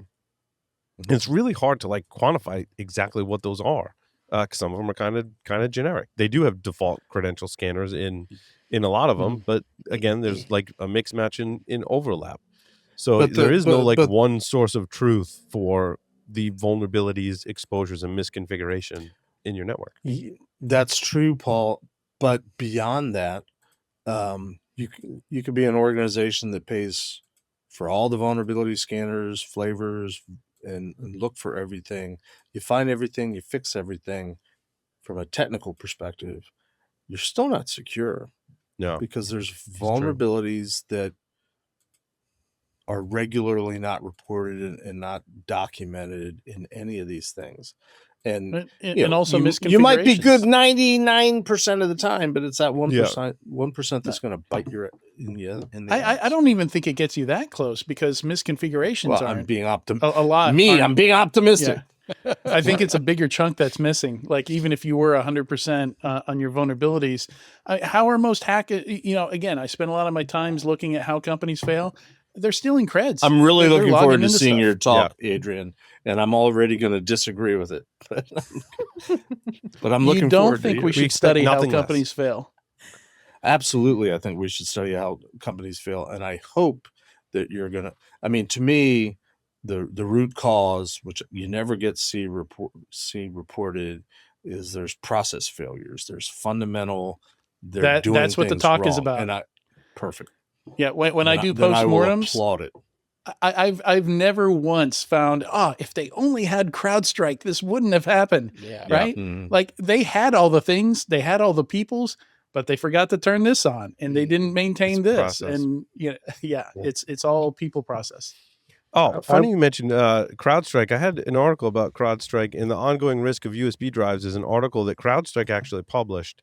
Mhm. And I find it fascinating that we're still talking about the bad USB threat and like where it crops up.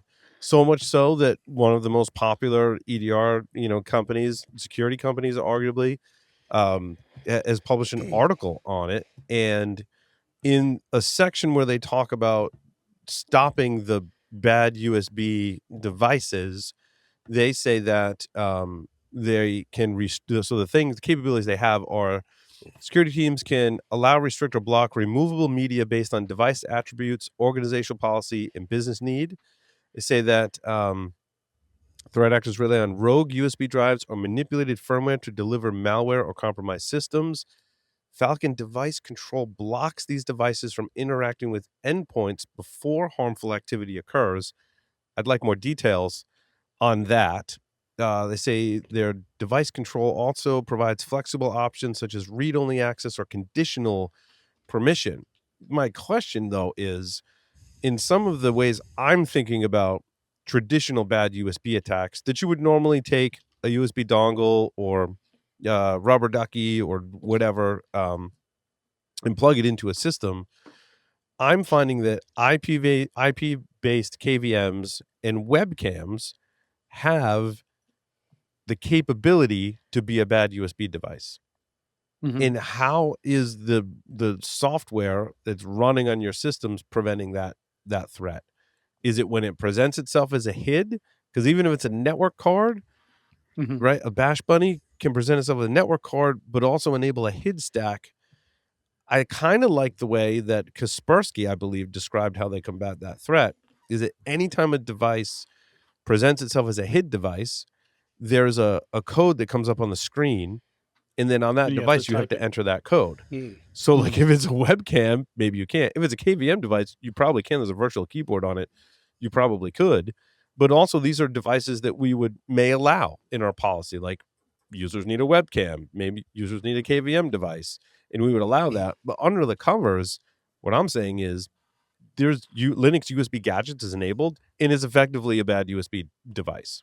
Whether enabled by an attacker on the webcam, the KVMs that I've looked at, that's how they inject keystrokes so that you can control the computer remotely, is with the USB gadgets in Linux. So I don't know, maybe we need to do some kind of test, but I'd be curious to see how people are getting around the EDR protections with bad USB devices. If you want to do some testing, Paul, I do have CrowdStrike licenses. Out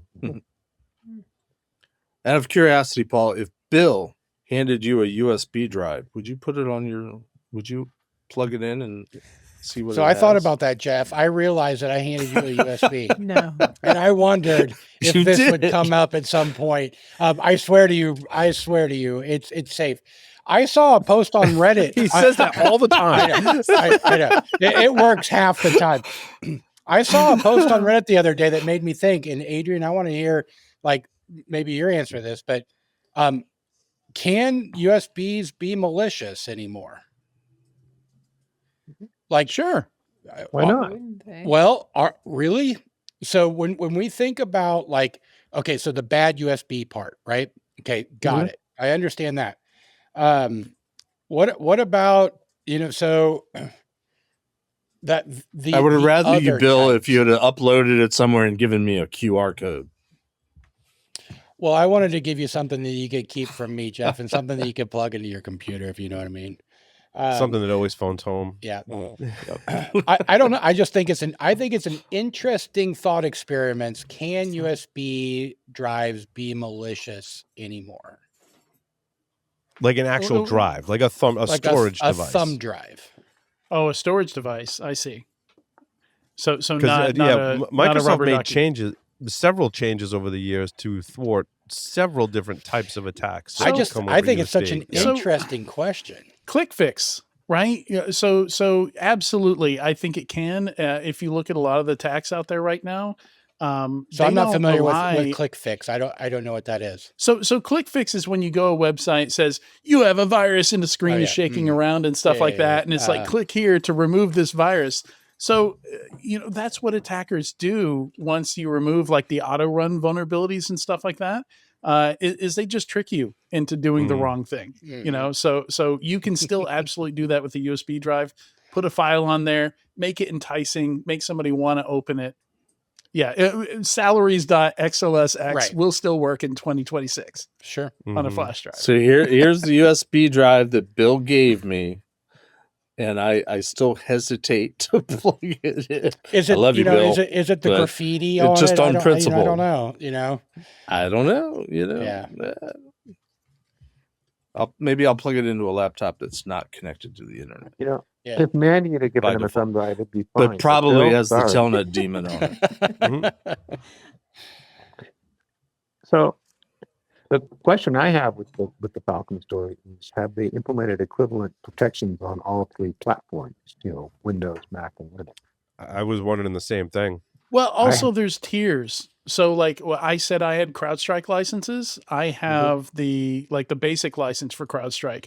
Like you don't get EDR with CrowdStrike until you get up to the enterprise license. And you probably don't get Falcon device control. That's an add-on or whatever. I think you actually do. I need to check on that. You do get a level of the USB. You can get security, there, but you have to not pay necessarily what they're talking about, because they list two products in the article. But you're not and those aren't so much products as they are like features that. It's the way they package stuff is super confusing. I did a whole research project into it. But I'm curious if someone wants to test though how EDR versus bad USB devices and test a whole bunch of different, like get the ones from Hack5, get the ones you build yourself. Are you spoofing the USB? State? Like you can spoof the device ID so you can make it look like a different device. Is the software sophisticated enough to detect that? Or do I need an actual webcam that runs Linux that I don't have to spoof it? It is a webcam. I'm not spoofing the device ID, yet I'm injecting keystrokes or enabling networking over USB so I can exfiltrate. Mickey and Jesse, my coworkers, did that in their research. And I'm still kind of curious about how we protect ourselves against all these kind of new ways to run this older attack. Right, it was 2014 Black Hat that this was presented, and I still see new devices on the market all the time that have bad USB capabilities. So all Falcon endpoint products have device control included. Okay. Good. So we could do some testing. I think it'd be interesting. I think it'd be a hell of a good project to see, what happens when you're doing the spoofing device IDs and stuff, where it starts catching. I have 3 licenses. Well, that's the question. Where does it start catching, right? Because blocking the initial device from becoming a hit or registering as a hit is one thing, but I bet you where a lot of the vendors are catching you is you've got to execute a script. And it's catching the behavior or execution of what you're doing versus the infection. Always easier to look for behaviors. Yeah. Right. That's a big part of CrowdStrike's detection as an EDR. It's looking for what happens when you open a file. A new keyboard gets plugged in and it immediately goes to run and types PowerShell. Hey. Right. Exactly. Wow. Yeah, that is one cool keyboard. That's a red flag. Yeah. And then tries But to what- connect out to the internet. Right. Yeah. But what if it Well, waits 20 seconds? What if Right. you put a 20-second That's wait right. in there? That's called Or a 2-minute hacking. wait. That's called hacking. Yeah. Yeah. 20-second wait is fine. Just don't do a 23-second wait, okay? Yeah. Yeah. Well, and it's probably, I think I read about an EDR bypass probably every other week, almost every week. Again, I don't know how many of them are truly new. Like, I think there's different classes, right? Like, there are ones that totally are not new. There's ones that are like halfway new, like it's a variation on an older technique. And then there are some that are truly new. And how many of those are fixed? I don't know. I still think we need better. I don't know. Do we get a lot of reports of people that have tested them? I know John Strand used to do some EDR bypass stuff. Right. That was the sacred cow tipping podcast Yeah. he used to do. I argue that there's no such thing as perfect EDR, and even imperfect EDR is better than no EDR. Right. You got to raise the bar. I mean, next week, Shelly and I are doing a class to seniors on cyber. You guys would find it lightweight, but we're trying to get them focused on the basics. Have an EDR on there. Don't click stupid stuff. These guys are out here. I don't think there is any EDR for consumers, is there? Well, Defender is an EDR of sorts. Yeah, I gotta watch. I'm gonna have to divide my terms carefully. Right.